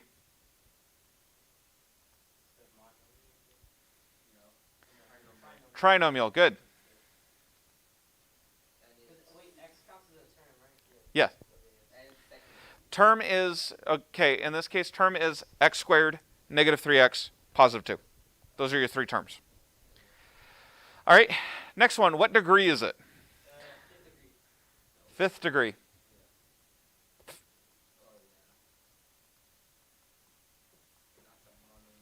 And this is a monomial, you are correct. Because there's one term. All right, next one. What degree? Nope. No, polynomial. You just pick the highest one. Oh, so 4th degree. Yep, 4th degree. I'm going to go underneath because I'm going to... 4th degree, and it's like a general monomial? We just say polynomial. Poly means many. I thought you said a general term. No, that means we just use the general term polynomial. Monomial, binomial, and trinomial are still polynomials, even though poly means many and mono means one. Don't get me started on that one. It's still technically polynomials. All right. But they're still polynomials. It's just they have special names. So if we can't specify it any further, that's as far as we go. Now, you'll notice that we have had an understood rule in mathematics, and I taught you guys this, oh goodness, pre-algebra, I think, at some point. This mask is not some point. Okay, no, I'm just mentioning it. This is review. Okay, but you'll notice we always write math like x squared, then no x. Okay, we do that on purpose. We always go from the highest power down to the lowest power. Okay, there's a reason for that. First of all, that's called descending order. Okay, because you're decreasing the powers. Does that make sense? Okay, so you'll notice here, those have all done that. We've had x and then no x. We've had x squared, x, no x. We've had, well, the next one is a monomial, so it doesn't matter. The following one, you have y to the 4th minus 2y squared. Notice there's no y cubed. If there was, it would have to be inserted, if I have my pen, here, if there was a y cubed term. Does that make sense? As a matter of fact, we could say plus 0y cubed without changing it. We're not going to, but we could. Does that make sense? Yeah. All right, so that descending order is very important when you're comparing. That way you can just look at the left one and know that that's where you're getting your degree from. Wait, what's binomial? Yes. Wait, what's monomial? 1. This is my calculator. You have, for the third one, you have y squared. This is one term. There's no addition or subtraction. I knew that. Okay, cool. Now, we need to talk about adding polynomials. Hey, guess what? It's combining like terms. That's all it is. Okay?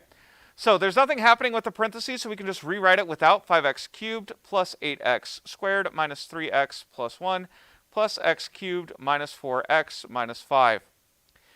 So then we combine our x cubes, so we get 6x cubed. We have 8x squared, negative, nope, there is, whoops, sorry, nope, there's no undo in here. Nope. Where's eraser? There we go. Okay, so since there's nothing like it, we just write plus 8x squared. Then we take our x's, negative 3 and negative 4 is negative 7x. And finally, positive 1, negative 5 is negative 4. Okay? And by just having combined like terms, that's it. We added the polynomials. That's all there is to this. Yes? Why can't you use the 8x thing with the other ones? There's nothing else with x squared. It has to have the same variable, the same exponent. Huh? That is added. That's as far as we can go. We cannot combine unlike terms, guys. This is like something we learned week 1. And we've been doing it all year. It's continued. And you have been selling all year. I didn't see what continued. Okay. Now, the book and the examples shows adding horizontally and vertically. Adding vertically is stupid, and we're not doing it. Okay? So the book will say add both. Okay? If you want to lay it out vertically, feel free. I don't care. I'm not teaching it. But it says like on our homework, it says add horizontally. So like I just said, ignore that. But it says add vertically to one of them. Ignore that too. So like I said, Just ignore it. just do it this way. I'm not going to teach a whole method for one section because it's stupid to do that. And I strongly disagree with the textbook's method. Deal with it. And it's why I chose it. All right, example D. Now, real quick, just kind of a duh thing. Make sure you distribute before you add. So this 5 needs to get distributed to every term. I know this is brand new information for all of you. Well, for some of you, maybe. Oh, we did this last year. That's my point. So we get 5x squared plus 10x minus 5. Keep in mind it has to go to everything. Plus 3x squared plus 3. Okay? So x squared, first of all, we do that. So 5 and 3 is 8x squared. There is nothing like 10x, so we just copy it. And then we have negative 5 and positive 3 because it gives us negative 2. So that's it. What do you mean, why did I have to distribute? How else would I do it? The 5 is multiplying the parentheses. Wait, couldn't you just add? Excuse me, if you're not in this class, please be quiet. If you are in this class, please be quiet unless you have permission to talk. Why can't you just add like in the parentheses you could add like x2 to the other x2 and then No, you can't. No, no, no. We've never done that ever. So Yes. that is solved. Yes. So it's pretty much overdue like Guys, we've been doing stuff like this all year. You're overthinking it. that's so simple though. That's my point. The point is that it's easy. So easy. You guys are like mad at me because it's easy. I don't understand what to do with that. It's like when we use that, that's why. Yeah, that's kind of the point. Yes. What? There's no cubed anywhere in that problem. You cannot change exponents by addition. Ever. No. No, exponents can only be changed by multiplication. All right. Do not change exponents with addition. I'm gonna do It will make your paper bleed, okay? And you never know what color is going to come out. All right, so Wait, you better do that with the actual. So if you are told, listen up, if you are told at all to add polynomials, okay, do it this way. I'm not teaching the vertical method. I refuse to. There's no point. If you really want to, go for it. Not teaching it. Okay? Because I only teach one method, and then everyone gets it down, and then we can move on. I don't care. Wait, I got a question. Yes. What you said right now, if we learn it one way and we got it down, then why'd you teach us to do submission and not elimination? Because there are times where both are necessary in your future math career. There are times in this book you'll need both. There are times where only substitution works, times where only elimination works. You need both methods. It's a valid question, but you need both. That's why I teach both. Yes? So, on the homework, if I solve horizontally and vertically, would you give me extra credit? No. Oh, okay. Homework tonight is practice 6.1 blue. Practice 6.1 blue that is due tomorrow. Make sure that gets turned in before class begins tomorrow. That is how that works. You're supposed to turn it in. It's supposed to be turned in by class. Not later on in the day. Not whenever you feel like it. Because if you do that, you're going to start getting zeros. And then I'll grade it whenever I feel like it after that. If you treat my homework as if it's an optional thing and you'll get to it when you feel like it, I'm going to treat your homework the same way. Yeah. We treat all of our homework that way. It's not what I mean. Not in that it's optional. I'm turning my car support, it still says like tuition. Yeah, and? Did you turn it on time? Yes. No. Okay, but still it's Okay. Oh, can I You didn't turn... You didn't... Guys. shut up. Again, you didn't turn it on time. I put it in the grade when I feel like it. That's how that works. If you didn't feel it was important enough to get it in on time, I don't feel it's important enough to get it back to you in a timely manner. I got on from 195. And I checked it if it's in there. Are you saying you shouldn't? Anyway, any questions about the lesson?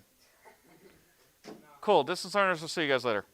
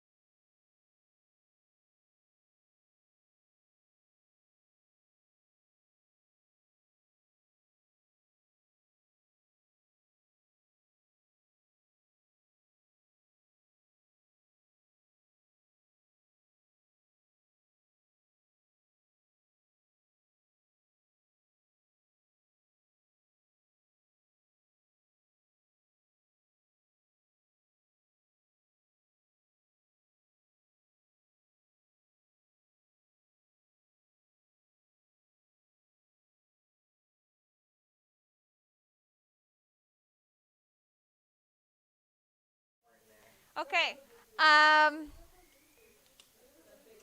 Pretty sure I emailed Giselle and Jeremiah a copy of our Spanish review test. So let me see, Lacey, let me email that to you really quick.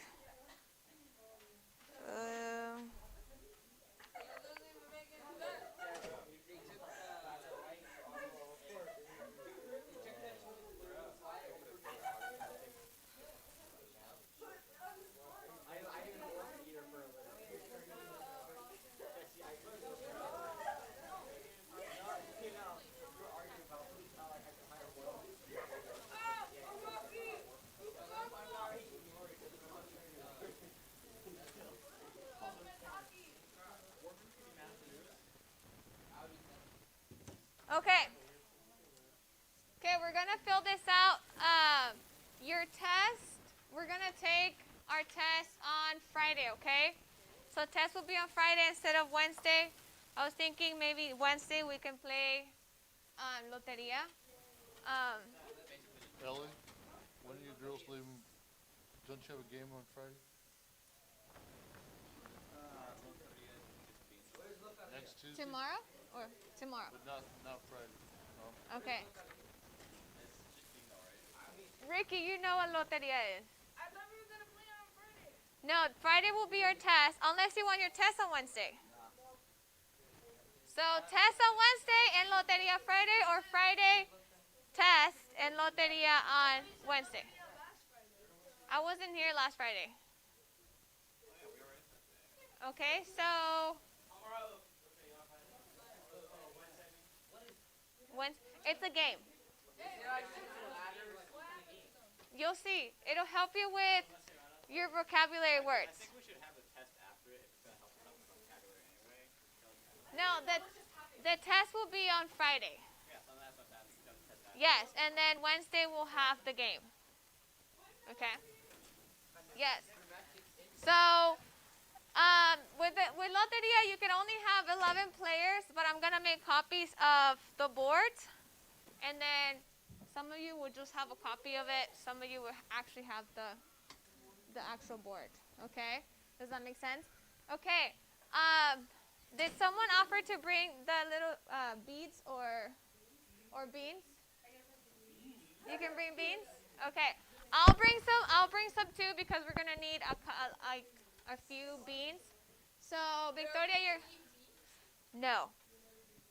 This is what I'll explain it on Wednesday. Okay. So Victoria, you're bringing beans? Sure. Okay. Okay. I'll bring some. Victoria's bringing some too. Okay. And then I'll have a couple of you rotate to read the cards, basically. Yes. Or anything else that comes up, okay? On Wednesday, I'm going to explain it a little more. So on Wednesday, we're just going to have the game, most of the class. And then, obviously, when you have fill it up, I think it's 4 or 3 or 5 in a row, you just say loteria, okay? Oh, is it the whole thing? Well, you can do both That's ways. long, yeah. Well, we'll try, because if we do the whole thing, I feel like it'll be way longer. Yeah, so it'll be like the whole thing. And I kind of want a few of you reading the cards, okay? So that would help you a lot with how to pronounce it, with the pronunciation and all that, okay? Okay, take out your, your test review. Okay, we're going to start doing that. Did you get this? Okay, just check your answers with us, okay? That's what we're doing right now. Okay, ready? Number 1, Ricky, read it for us, please. Maria blank Americana. Okay, Maria is what? Esta. No, Es, okay? Maria es. Maria is American. Number 2. Isaac, read it for us, please. Roma and Italia. Okay. ¿Es o está?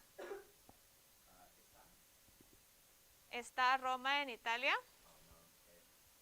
No, you said it correctly. Está, okay? So option B. Number 3. Jaylene, read it for us. Okay. ¿Qué es el mosquito? Option what? B. Okay. What's next? 4. Sorry, I misspelled that. It's ¿qué día? What is it? Option what? Or A. Oh, A. ¿Qué día es? It's option A. Next one. 5. Adrián? Number 5. A. Okay, read it. ¿Quién el profesor español? ¿Quién es or quién es? ¿Quién es? ¿Quién es el profesor de español? 6. Andrew, do you have yours? Okay, 6. Derek?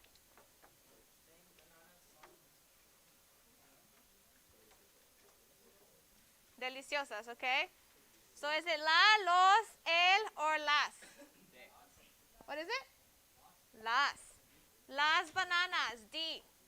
Next one, Noé, number 7.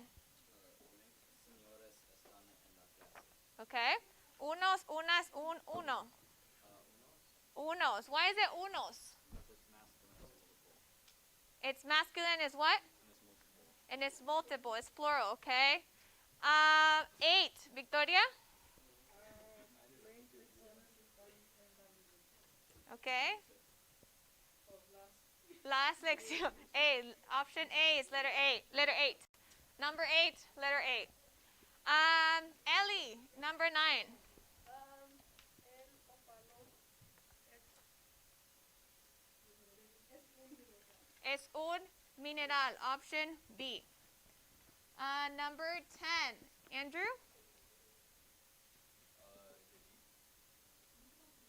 Okay, read it for me, please. No tengo los periódicos, okay? Los periódicos, which is letter what? A. 11. Blank está la clase de español. Okay, you can have 2 answers here. ¿Dónde, cuándo, quién, cómo? What is the best option? Adrian? A. ¿Dónde? Okay. ¿Dónde está la clase de español? Douglas, read number 12.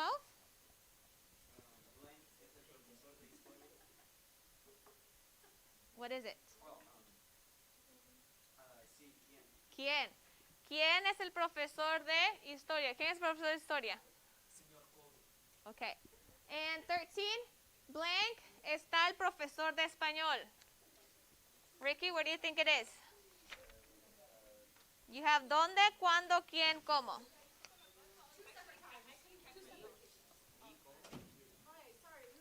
No, not cómo. No.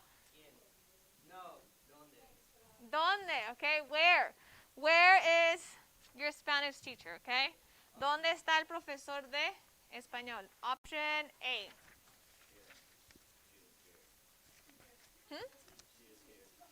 Oh, yeah, she is. Okay, 14. Blank es la clase de arte. ¿Quién, cuándo, dónde? Which one is it, Isaac? 14.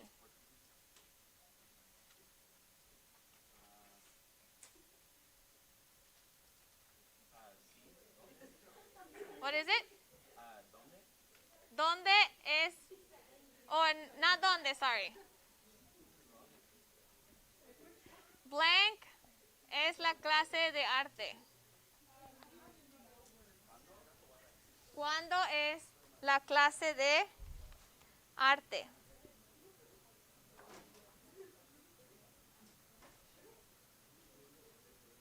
Yes, letter B, okay? 15, el autor blank. El autor what? Gaby? El autor recita. Option B. 16, el inventor inventa, okay? El inventor inventa. Option C. 17, blank es la clase de coro. ¿Dónde, quién, cómo, cuándo? ¿Dónde está la clase de coro? Okay. Okay. Letter what? A. 18. El artista. Adrian. El artista what? Pinta. Letter B. 19. Blank. Tiempo hace. What is it? ¿Qué tiempo hace? Option A. 20. Blank significa hola. What does hola mean? That's what it's asking. So what is it? Option what? Option D. ¿Qué significa hola? Okay, true or false? True or false? Gabby, yo means we. False. 22, nosotros means I. False. Ellos means they, feminine. False. Ellos does not mean they, feminine. Okay, ellos is what? Masculine. Ellas means you. False. Usted means you. True. Él means she. False. Chill. Okay, ella means she. True. Él means he. Ellos means they, masculine. True. Nosotros means we. True. Okay. Multiple choice. Choose the statement that is correct. Okay. 31. El 4 de julio. 4 de julio. What's the best one? A. 37. No, what did I have? 32. Sorry. ¿Del muchacho o de la muchacho? Hey, why is it not de la muchacho? Good job. Next one. Aquí es la Biblia. Aquí está la Biblia. B. He está, okay. Es mañana a las 6. Es hasta mañana a las 6. Yes, but this one is talking about if you're asking like, when is Bible class? You say, es mañana a las 6. Yeah. But it doesn't have, that you see where that has the, what do you call that in English? La tilde, the accent, está mañana a las 6. It's talking about like being there. So tomorrow's not being there. So it's letter A. Letter A, yes. And the last one here, okay? ¿Del casa o de la casa? De la casa. Okay, translation. Okay, translation. I need the table. Necesito la mesa. You can say yo, but it's understood. It's like an understood you. Yo. Necesito la mesa. Okay, I'll write it down. Can I borrow a marker?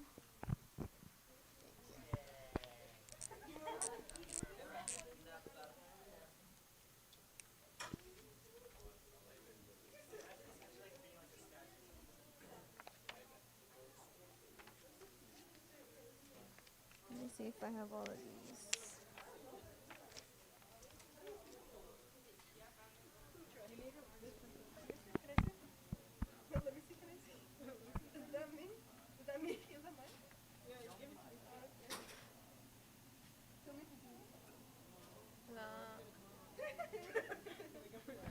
Okay. I need the table. Necesito la mesa. That's how you spell it, okay? Next one. I want the clock. Quiero el reloj.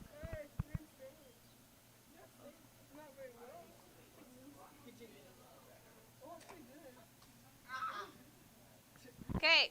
Next one. The book, it's on the table. I know. Good job. El libro está en la mesa.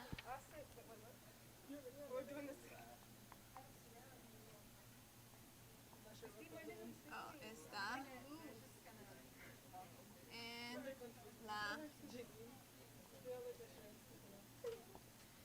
El libro está en la mesa. Next one. It's good weather. What is it? Buen. Yes. Hace buen clima o hace buen tiempo, okay? Hace buen clima. I like clima. Hace.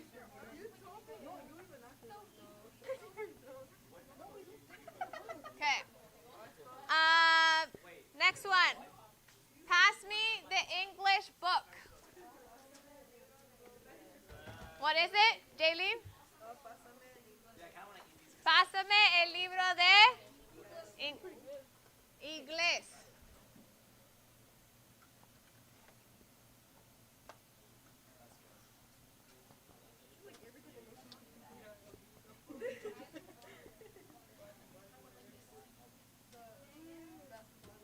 Next one. It's cold. Hace frío, okay? How do you spell hace? Good job. Frío, how do you spell frío? F-R-I-O.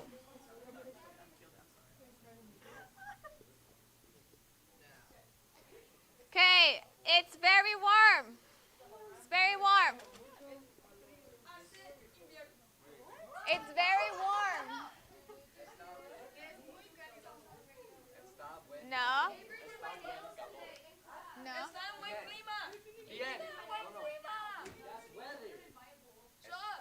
That's nail polish? Or marker? Yeah. I used to do that in high school. Okay. No.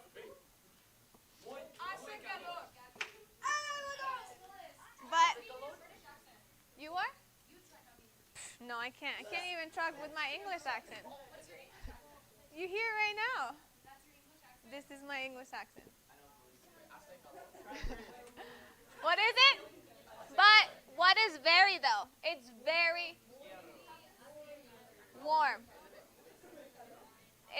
You can say muy, but there's another way of saying it. No. Hace buen calor. No. Start with an M.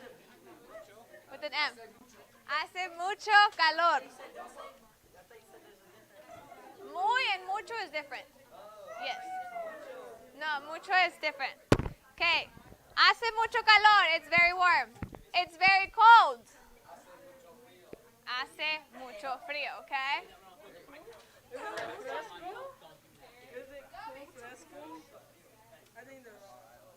Hace mucho, because very is right there. Mucho. Mucho. Hace mucho calor. Hace mucho. No. Es fresco. Hace mucho fresco, hace mucho frío. Okay. It's very cool. What is it? Cool. Is cool the same as cold? No. Fresco, okay? Fresco. Hace mucho fresco. Sorry. Okay, second. No, not like this. Thank you. I'm like, okay, next one. When is the class?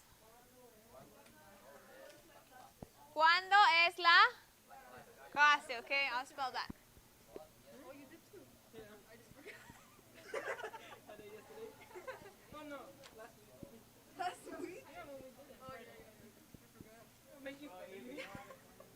Now you girls know, don't trust Victoria. I'm just kidding. Who got it wrong? Ellie? Did you copy from her? Okay, last one. What's the weather like? Jesse?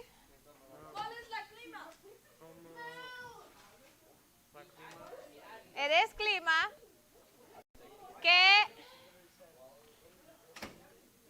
What's the weather like? Okay, listen.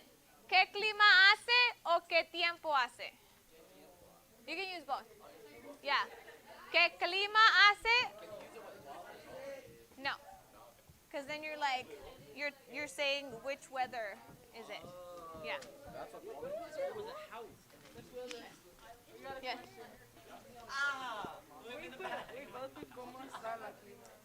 No, it's gonna be cómo está el clima. You're right. Yes. What? Wait. Yeah, that's fine. I'll take that one too.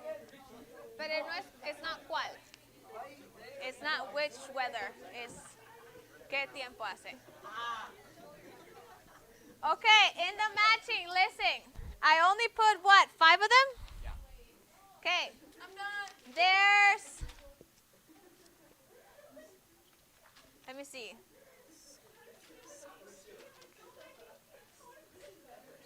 There's 15. Okay, listen. I only put 5 out of 15. There's 15 vocabulary words that are coming in your actual test, okay?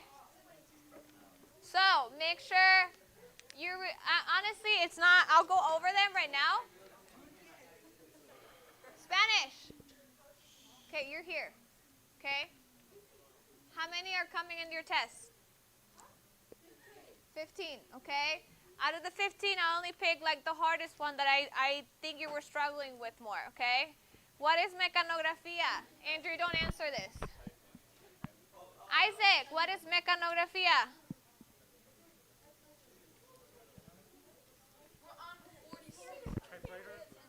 Typing.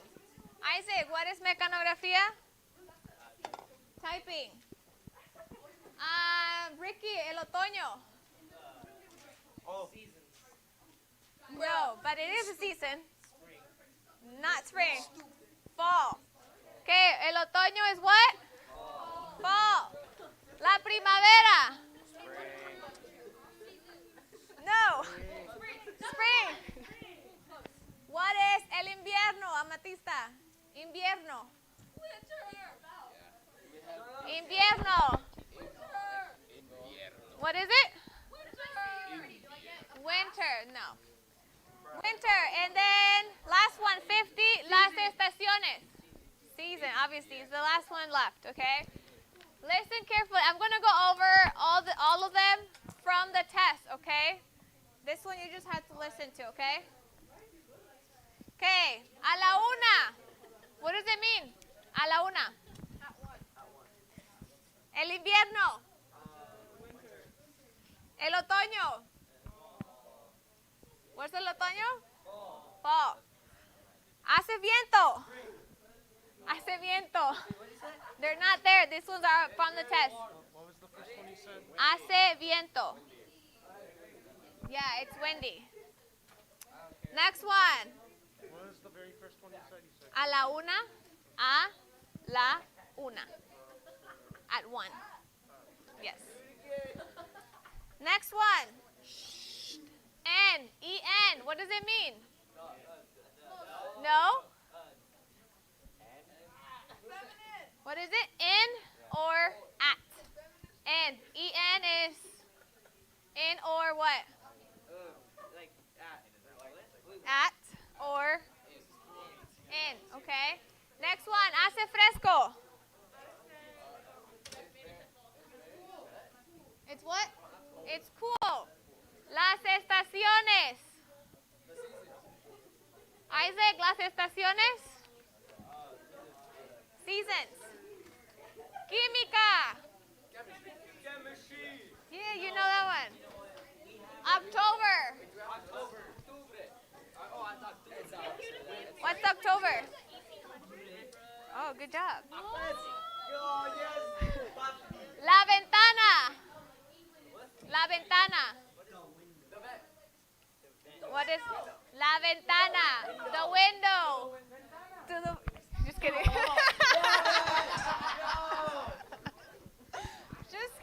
Just kidding. Okay. La ventana. I love this song. Just kidding. La primavera. Spring. Ciencia. What is ciencia? Ciencia. Science. What is de? D-E. De. No. No. No, so I put an F. What is it? No. De. De. De. D-E.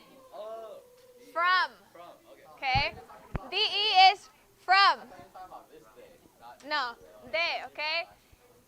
El cesto. El cesto. El cesto. No, over there. The white thing over there.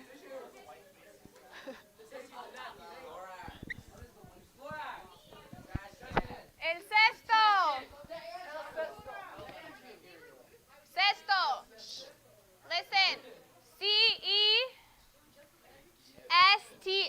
Cesto. Oh, sorry. And last one, mecanografía. Typing. Okay. Your test is on Friday. Adrian Isaac, when's your test? Friday. Douglas, when's your test? Amethyst, when's your test? Friday, okay? I did not think that. Okay. Wednesday, we're playing Loteria, okay? Like I said, listen. Some of you will just have to use a copy, okay? I'll do it again. Listen, both of you. No. Okay, thank you. They did it so bad. Yes. What was I gonna say? Oh yeah, because the actual game only brings 11 boards, so I'm gonna have to make some copies. Okay. How many students do we have in Spanish? Like 15? In person. Yeah, so I'll have to print like 4 more. Okay. Other than that, we're going to review our our verse tomorrow. Make sure you're studying. And then before our game on Wednesday, we're going to take our verse quiz, okay? Verse quiz on miércoles, sí. Okay? Verse quiz. Okay, that's it for today. Hopefully everyone got their answers and you got all the spelling correctly, okay? Study your test.